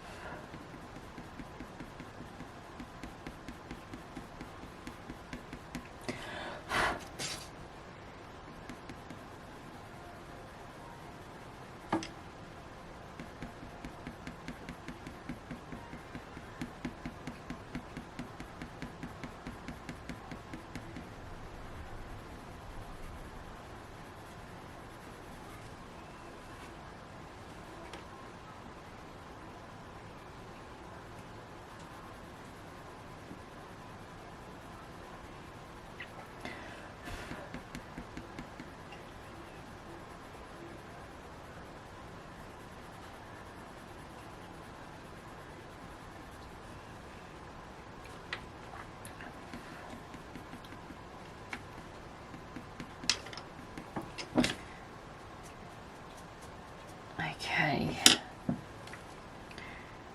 right, that we'll do on that area for now. Like I say, we can come back to it. So I'm then going to take the warm grey 2 and just so we can soften away from this area a bit more. I'm just going to move a light actually. Hope that, yeah, I hope that's okay. So I'm just going to come out of the, just with the sharper edge, just away from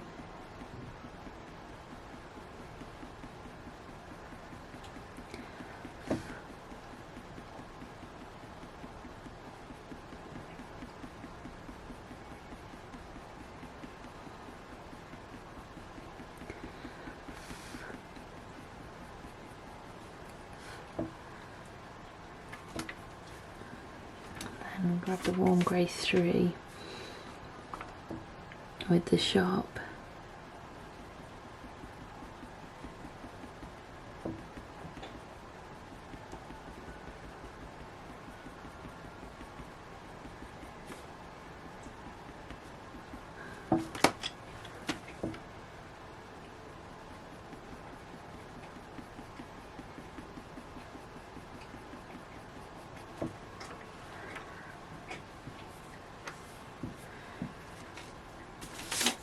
Sorry.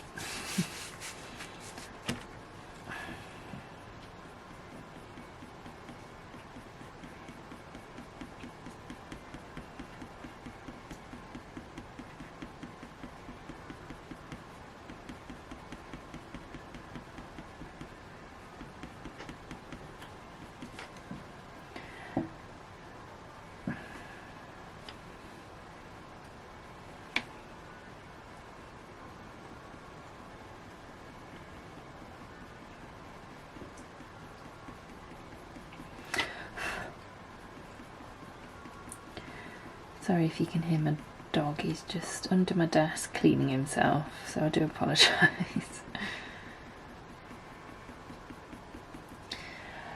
Okay, and then a bit of a glaze of it down here.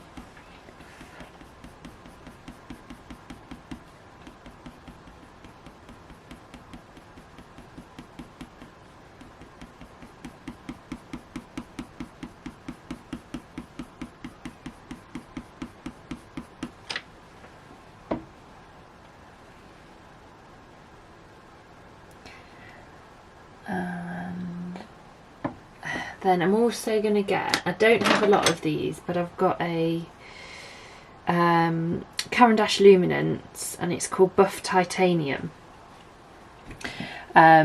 Just occasionally use it. It's quite a nice creamy alternative to like the warm greys. I just feel like there's a hint of it coming out of here. These are quite creamy pencils, so they're not great for the fine detail like the Polychromos are, but they're good for base layers, or if you've just got a bit of a whisper of colour, you know, that sort of thing. They're fantastic. So I'm just going to come across to here.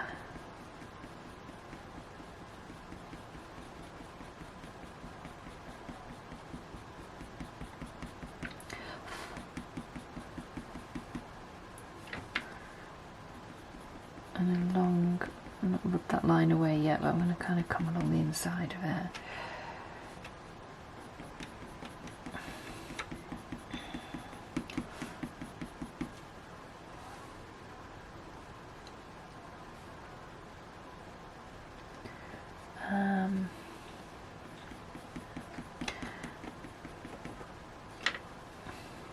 I'm actually going to come away from the warm grey that I put down here as well, just to soften it off.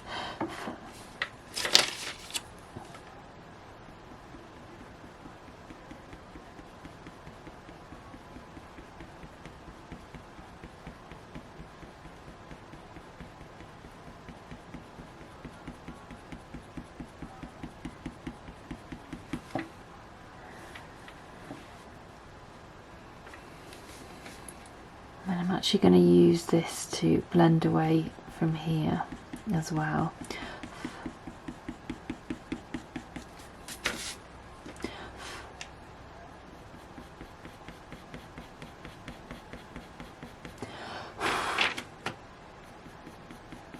Sorry, it really bugs me when you get little like dustings from pencils. I have to get rid of it.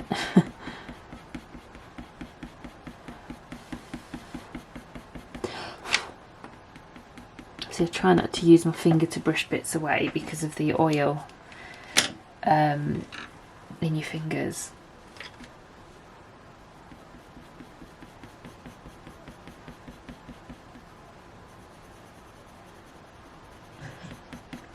Right, then I'm just going to get warm grey 2 again.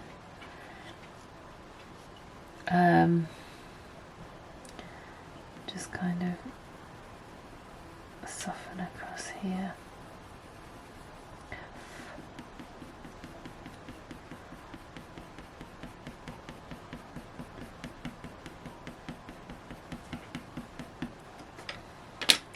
Then I'm going to get the nougat again, because actually that bit here kind of comes, sort of blends out a bit more.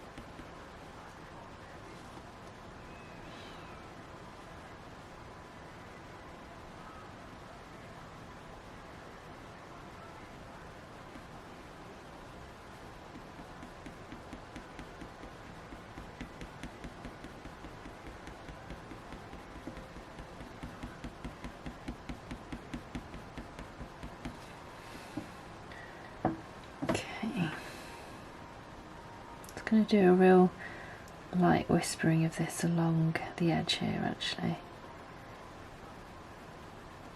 just to soften it off a little bit.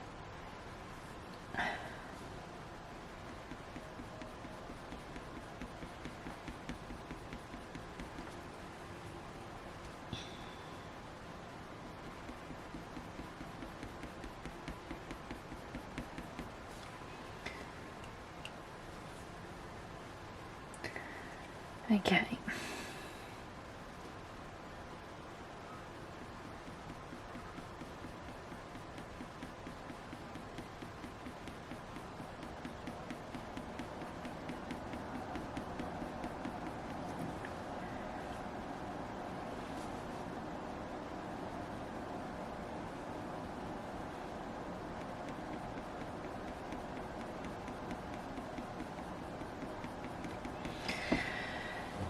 Right, I'm pleased with that so far.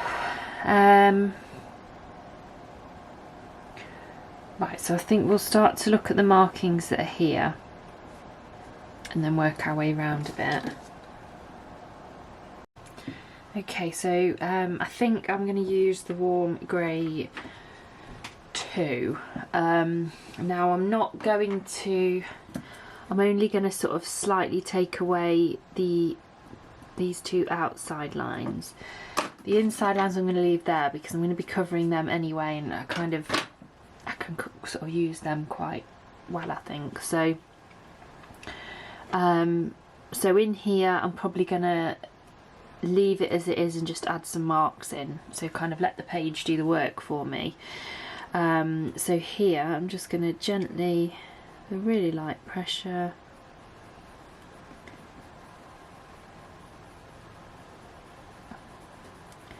pop down the base layer.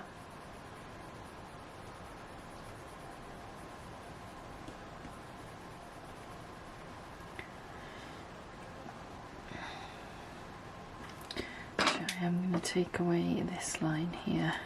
I don't really want to see that through. So I'll just kind of gently circular motions go over that. Like that, and then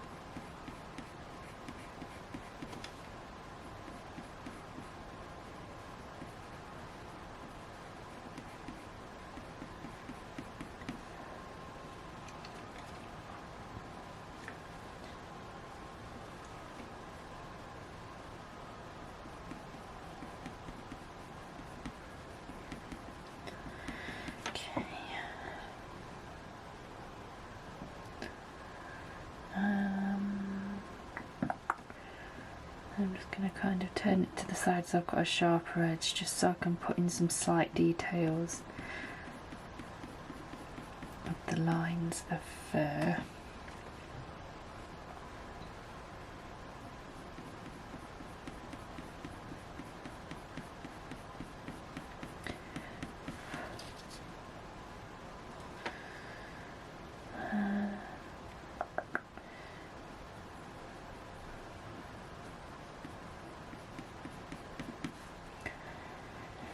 Then there's actually a bit of a blue blue mark, so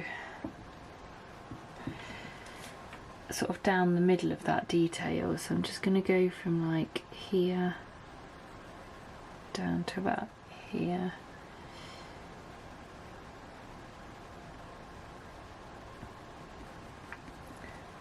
I don't know if it's reflection or if it is part of the feather. I think it's part of the feather actually. And then I'll blend across it to soften it off. And I'm actually going to get the cold grey.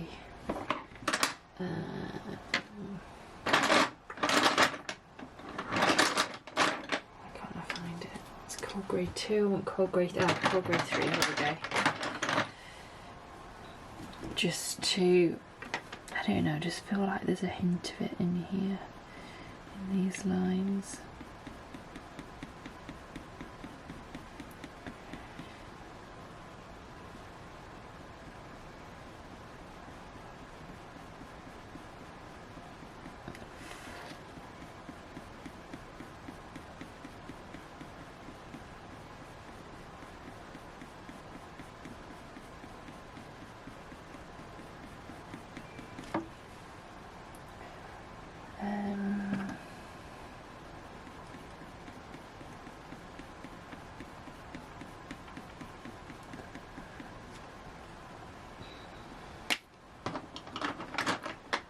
There's almost a very light hint of bit of fluff, slight hint of, actually I'm going to go in with the cinnamon, slight hint of pink,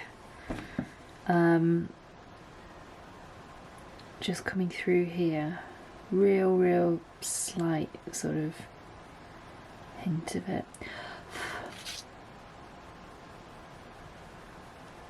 and then up this side as well.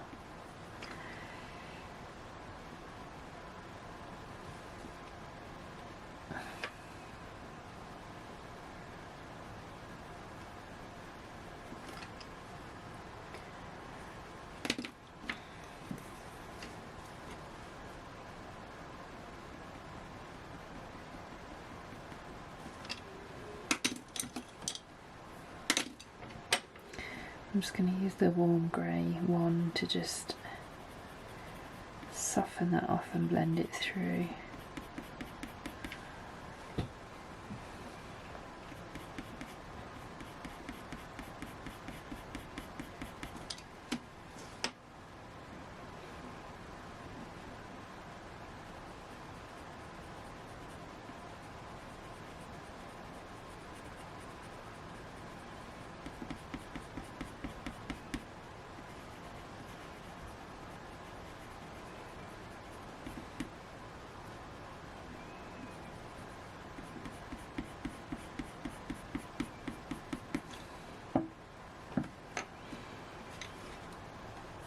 I'm just going to go back to this bit and use warm grey one just to soften these areas off as well. Just feel like they're maybe a bit severe,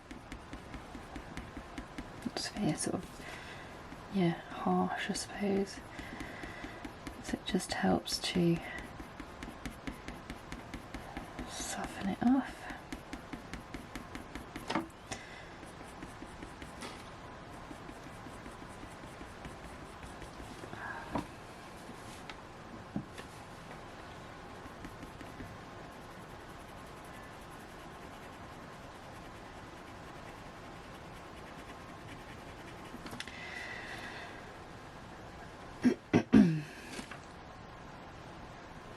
I feel like there's a slight hint of pink around here as well. I think I am just going to add a little bit in, just with my flat side up here.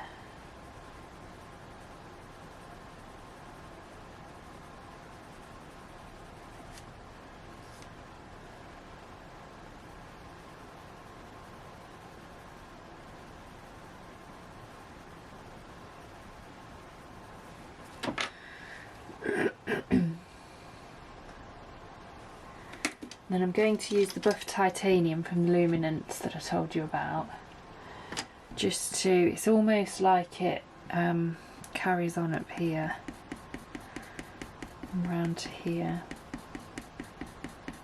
kind of a medium pressure here.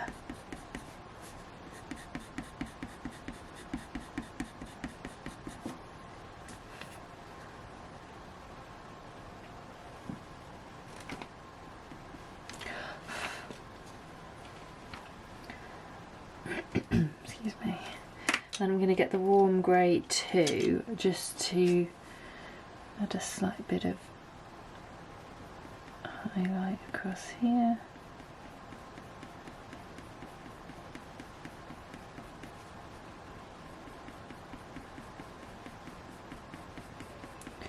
Just slightly making that, adding a bit more effect to it, you know.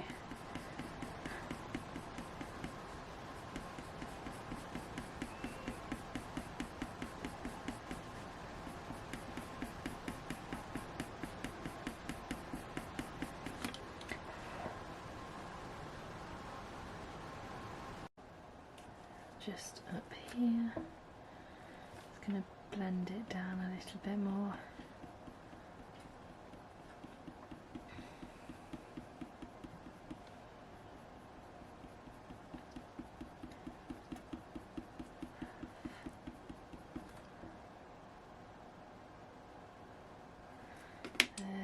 Again with the burnt ochre.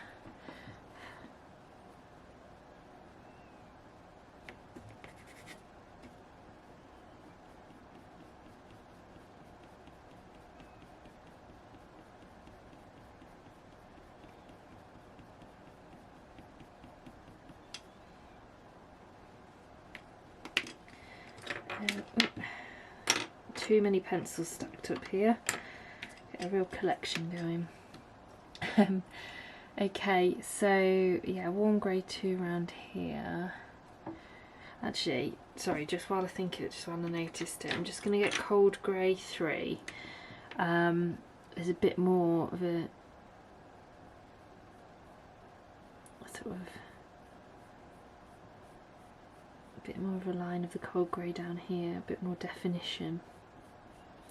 I think's kind of blended out with the when I put this shadow in. So yeah, and then I think I'm going to do the same on this side, but not quite as hard. I can always make it darker. And yeah, so warm grey 2 just to soften away from this area.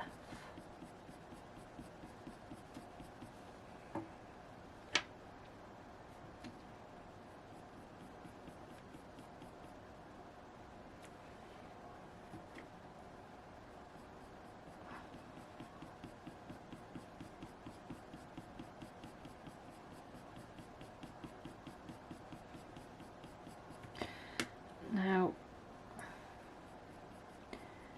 just noticed a bit of detail I think I might have missed here, so I've just got the nougat here.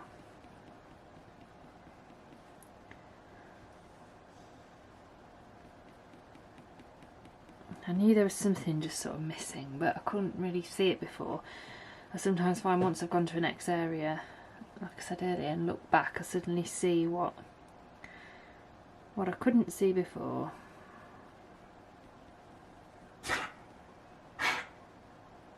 Sorry, that's my dog. Oh God, verbal. Bless him.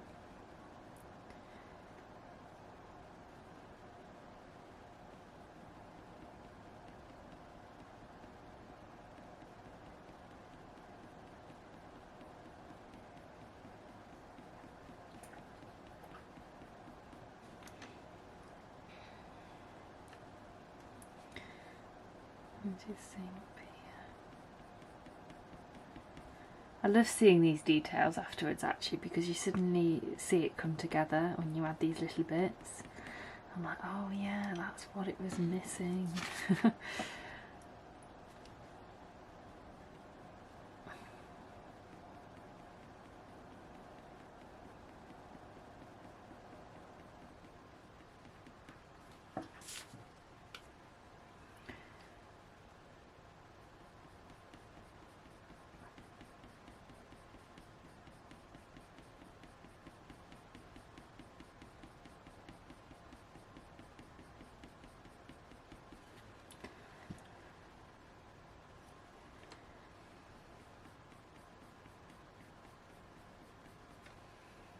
Okay, I'm going to stop faffing now because yeah, don't want to overdo it.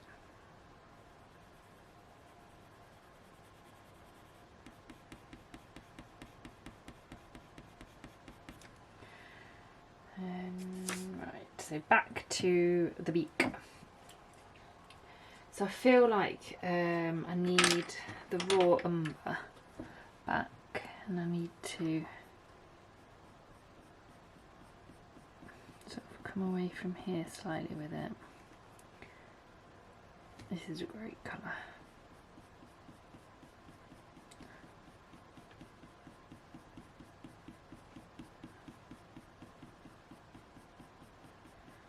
And I'm just going to get the buff titanium just to soften and blend it through.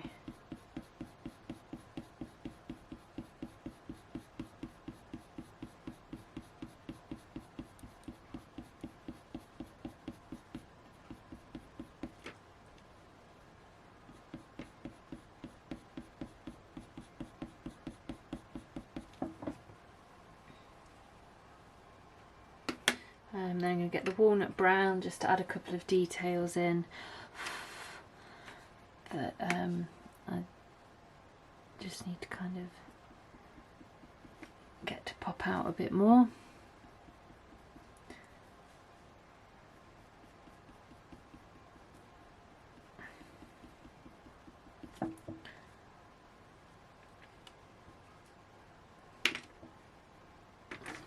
Get the warm grey 3 just to come down this line.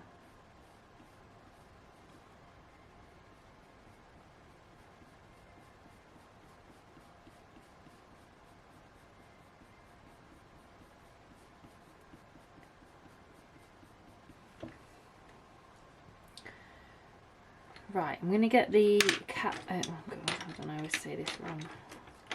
Caput mortem, just to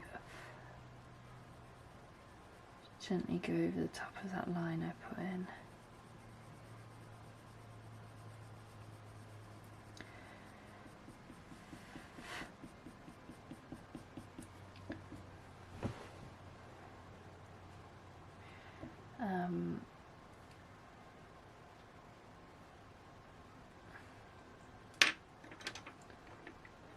I'm just going to get this buff titanium just to add a couple of, just to put a base down before I add a couple of details that I've noticed.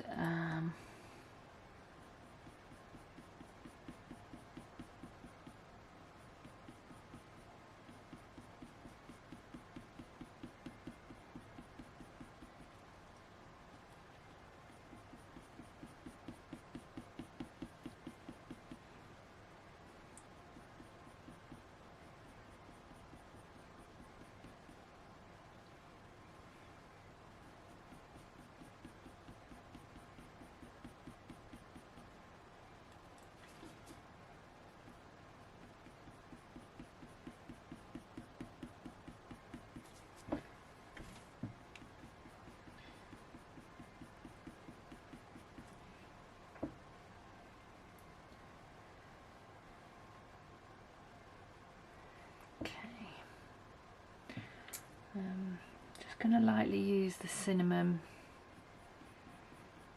just to add in a bit of highlight here and there along here.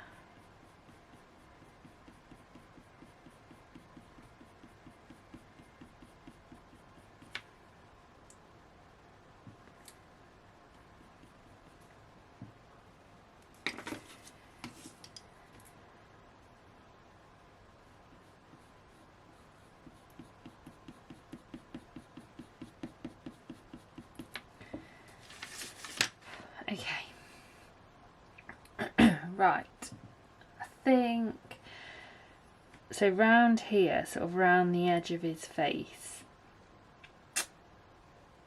oh, more at the bottom really, more around this bottom half, there's like a grey, sort of this sort of grey highlights. So I'm just going to excuse me, just going to gently remove, not completely, but some of these lines.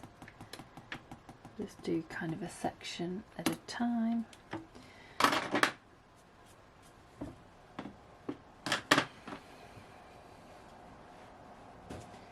So I think I'm going to go in with warm grey 2 to start with. No, I'm not, I've changed my mind. I'm going to go in with, I'm going to base layer with buff titanium and then go over with warm grey.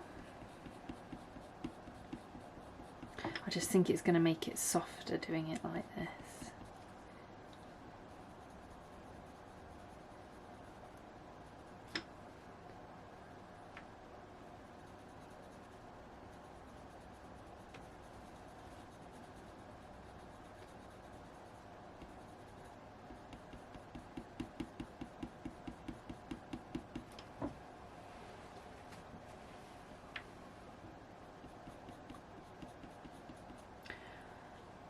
Sorry, dogs were just barking.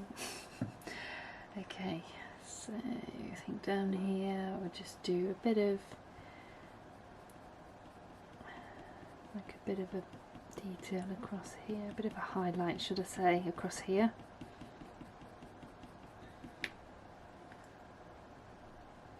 Oh, well, I think I might, actually, now I've tried it, I think I'm going to go in with cold grey, not warm grey. Cold grey 2. I think because it's over the top of the buff titanium, I think I can get away with the cold grey.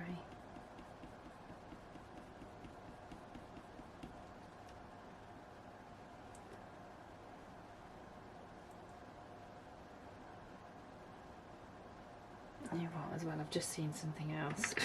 Up here, I think I need some burnt sienna in there again.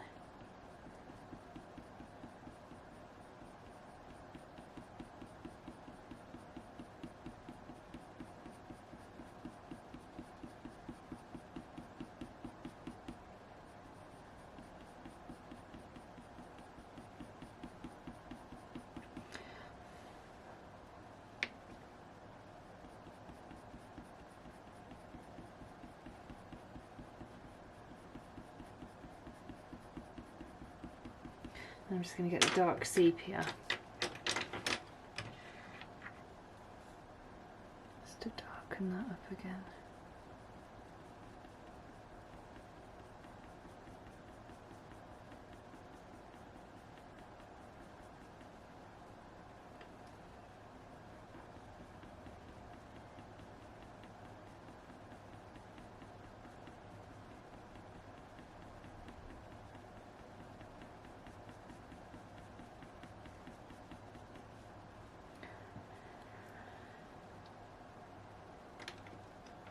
I think I'm also going to just run burnt sienna across here as well.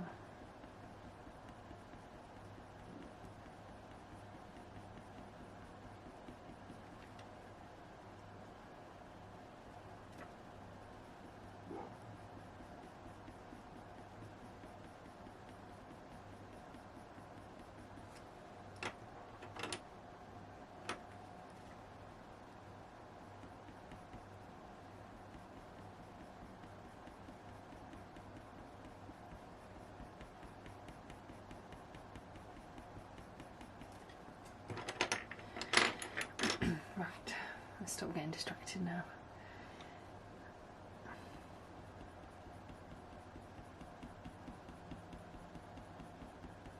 Yeah, I'm glad I've put the burnt, oh god, buff titanium down as a base. Yeah, I think that's a good decision.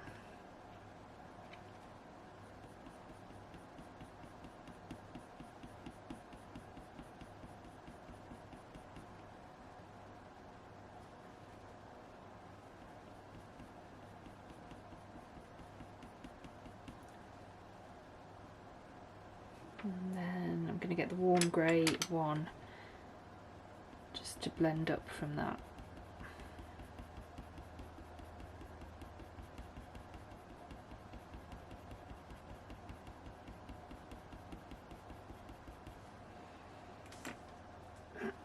Excuse me. And the cold grey 2 again. Just back down across this. I'm just going to lightly map it out so I can see what I'm doing.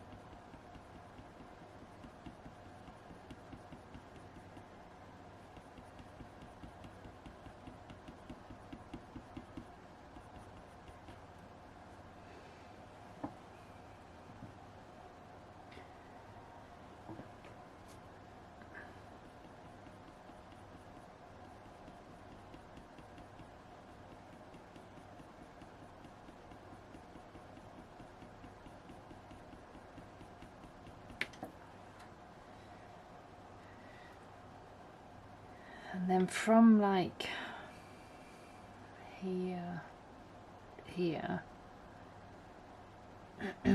it's sort of got yellowy brown tones underneath as well. So decide on colours.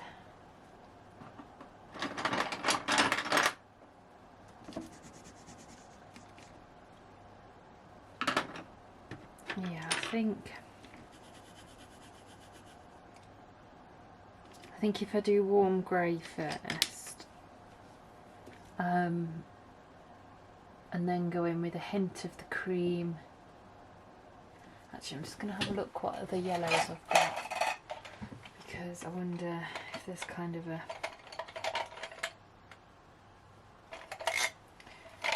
Okay, so I'm just going to see what these two come out like. I know they seem really weird colours for this, but you'll see what I mean.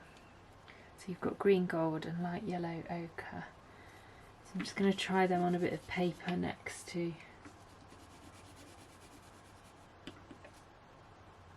So actually randomly I think the green gold, weirdly, is probably going to be a good option. So I'm going to go in with warm grey 1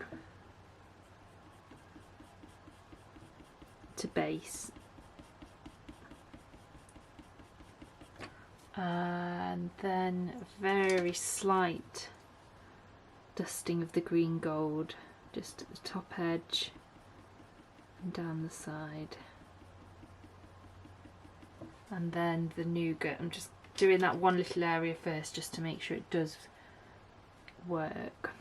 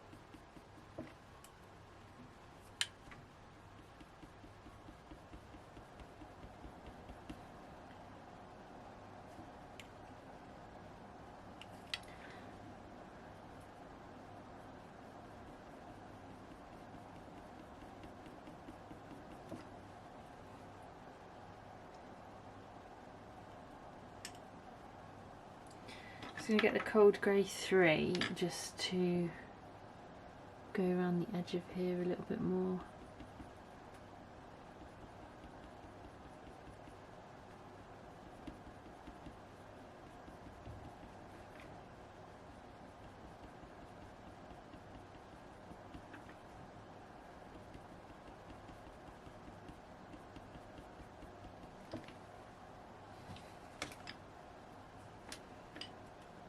yeah, I think that works.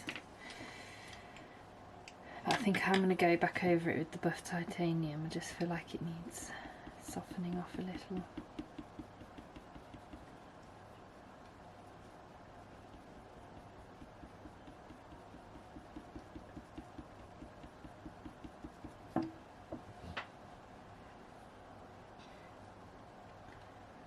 Okay, and then the next, actually no, nougat, I think.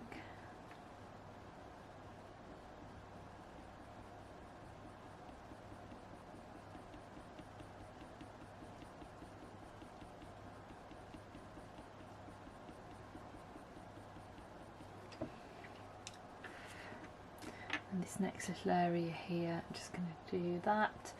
I think I'm actually, yeah, no, I'm going to stick with the buff titanium. Excuse me. So put the base down of buff titanium.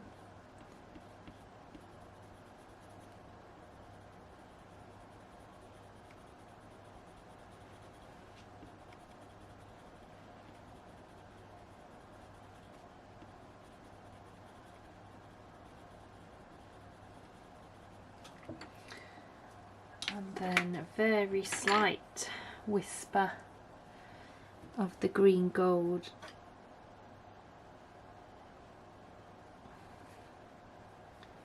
down this side.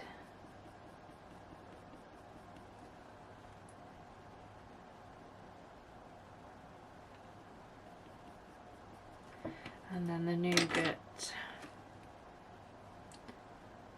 just around the edge.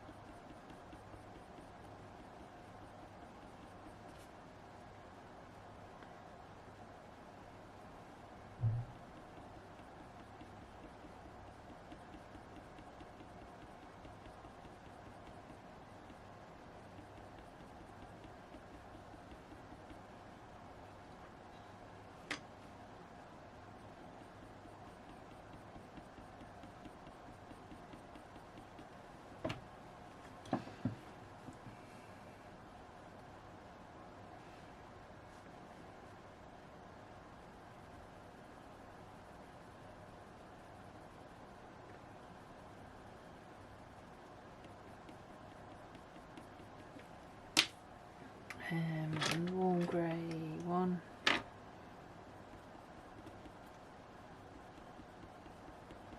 Just over the top of it.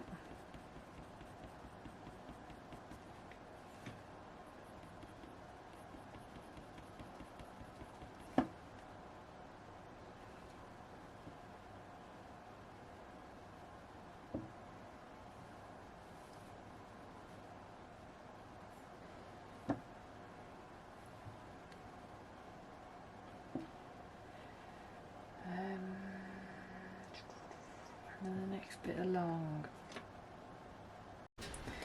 Okay, and then I'm going to give him the warm grey one. Just here. Sorry, turn one of my lights off. It's the base layer, like that.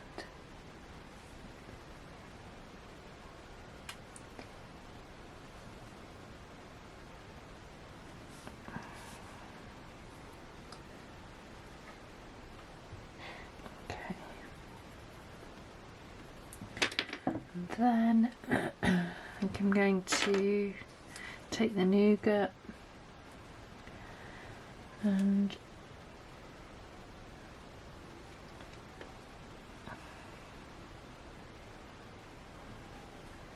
just kind of go gently around the edge here.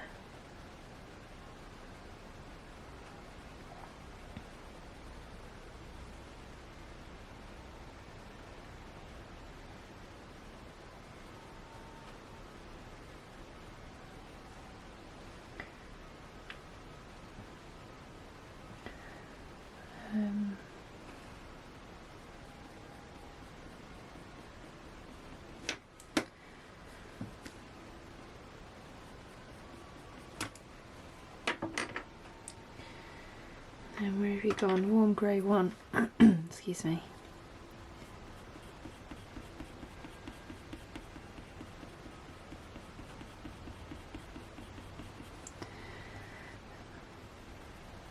Put through there.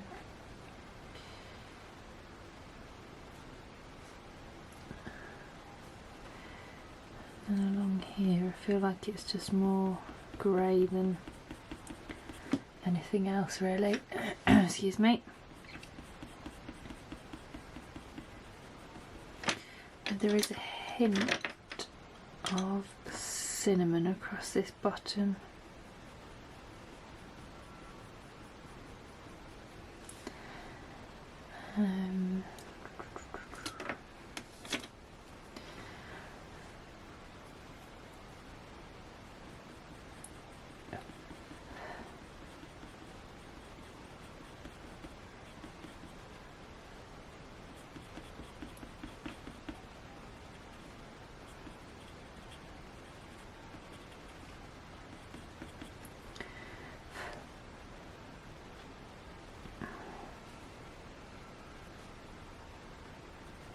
So just keep looking back at the reference photo.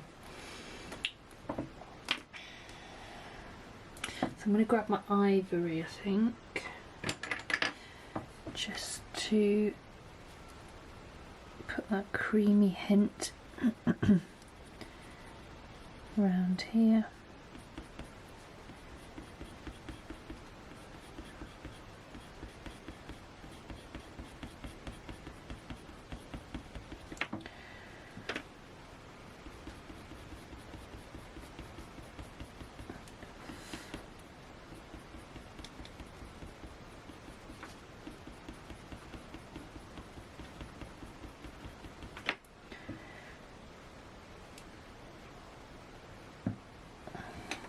And then I'm going to get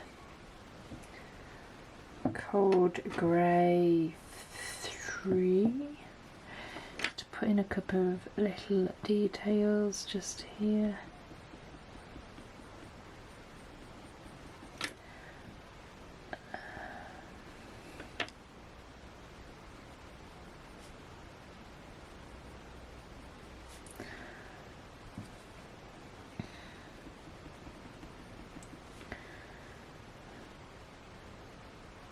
Now with these little markings, you'll see from the picture, I mean, you could send yourself crazy, you know, with trying to get every little detail in. It's just kind of not possible really. And the eye can't actually pick up all these details anyway, so don't, like I said earlier, don't stress yourself out with it. Right, I think these are actually while I'm at it, I'm going to take that line out from there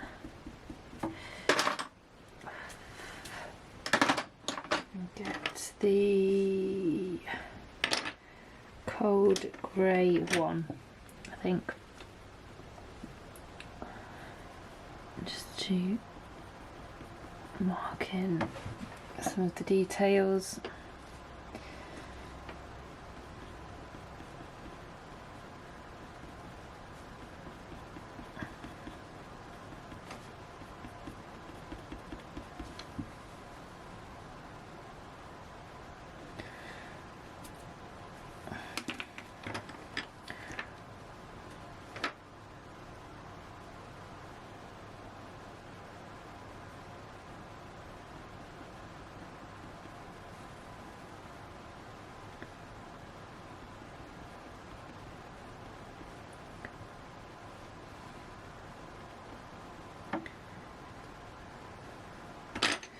I'm just going to get warm grey 2 again.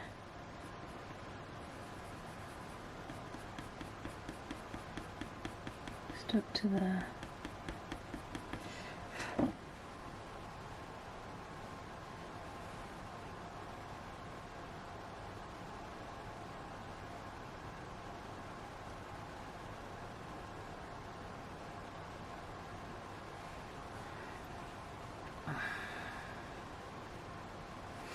Right, okay, now we're just going to come round this side. I don't know if you see the line art just here.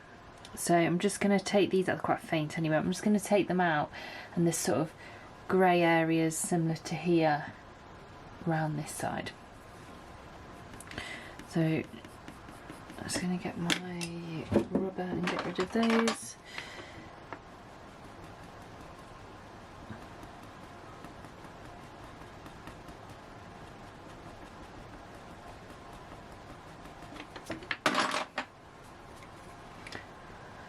Right, I'm going to go in with cold grey 1, excuse me, as the base.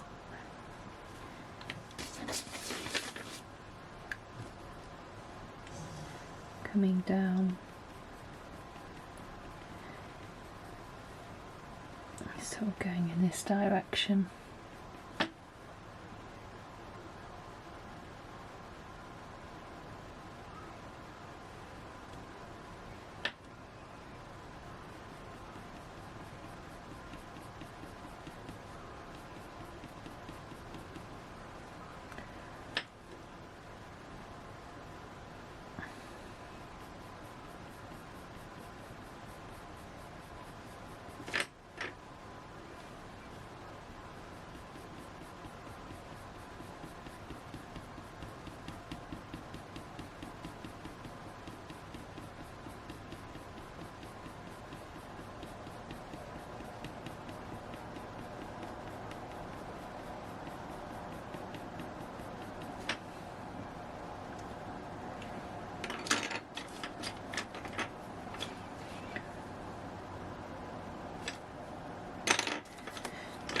Okay, warm grey 2. Coming down here a little bit.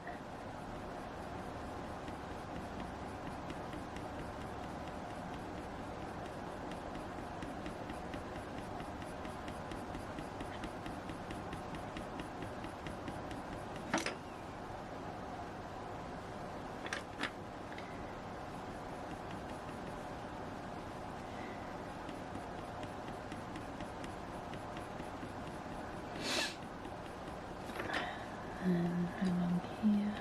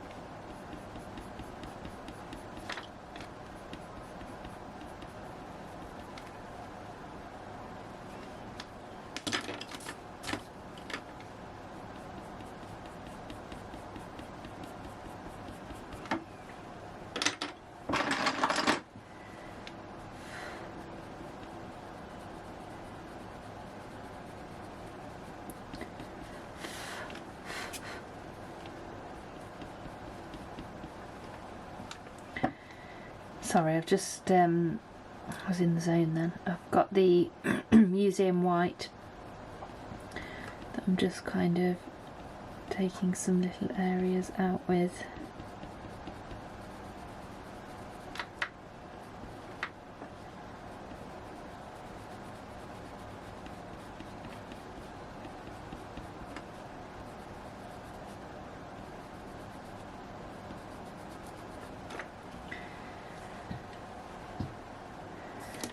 To be honest, I think I might get my Tombow eraser actually, and I always test it on my sheet that I'm resting my hand on, just to make sure I don't end up marking the page, you know, if I've rubbed out a darker colour previously.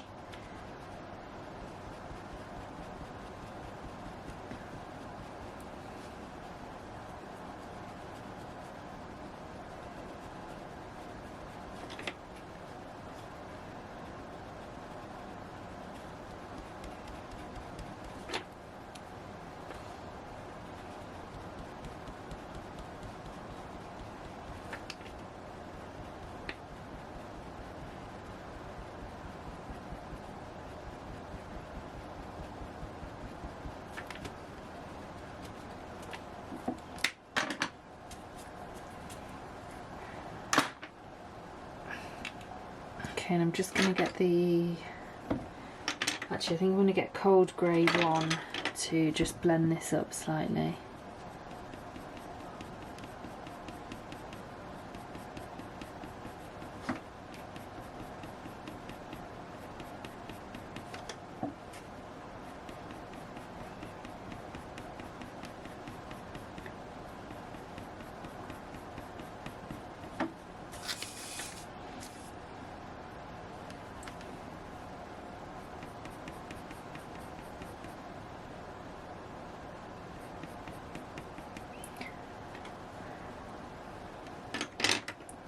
And then I'm just going to get the ivory. I just feel like here is a bit sort of,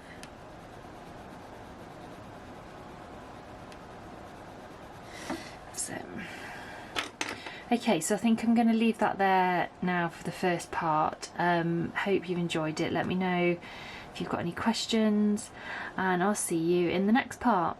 Thanks very much. Bye.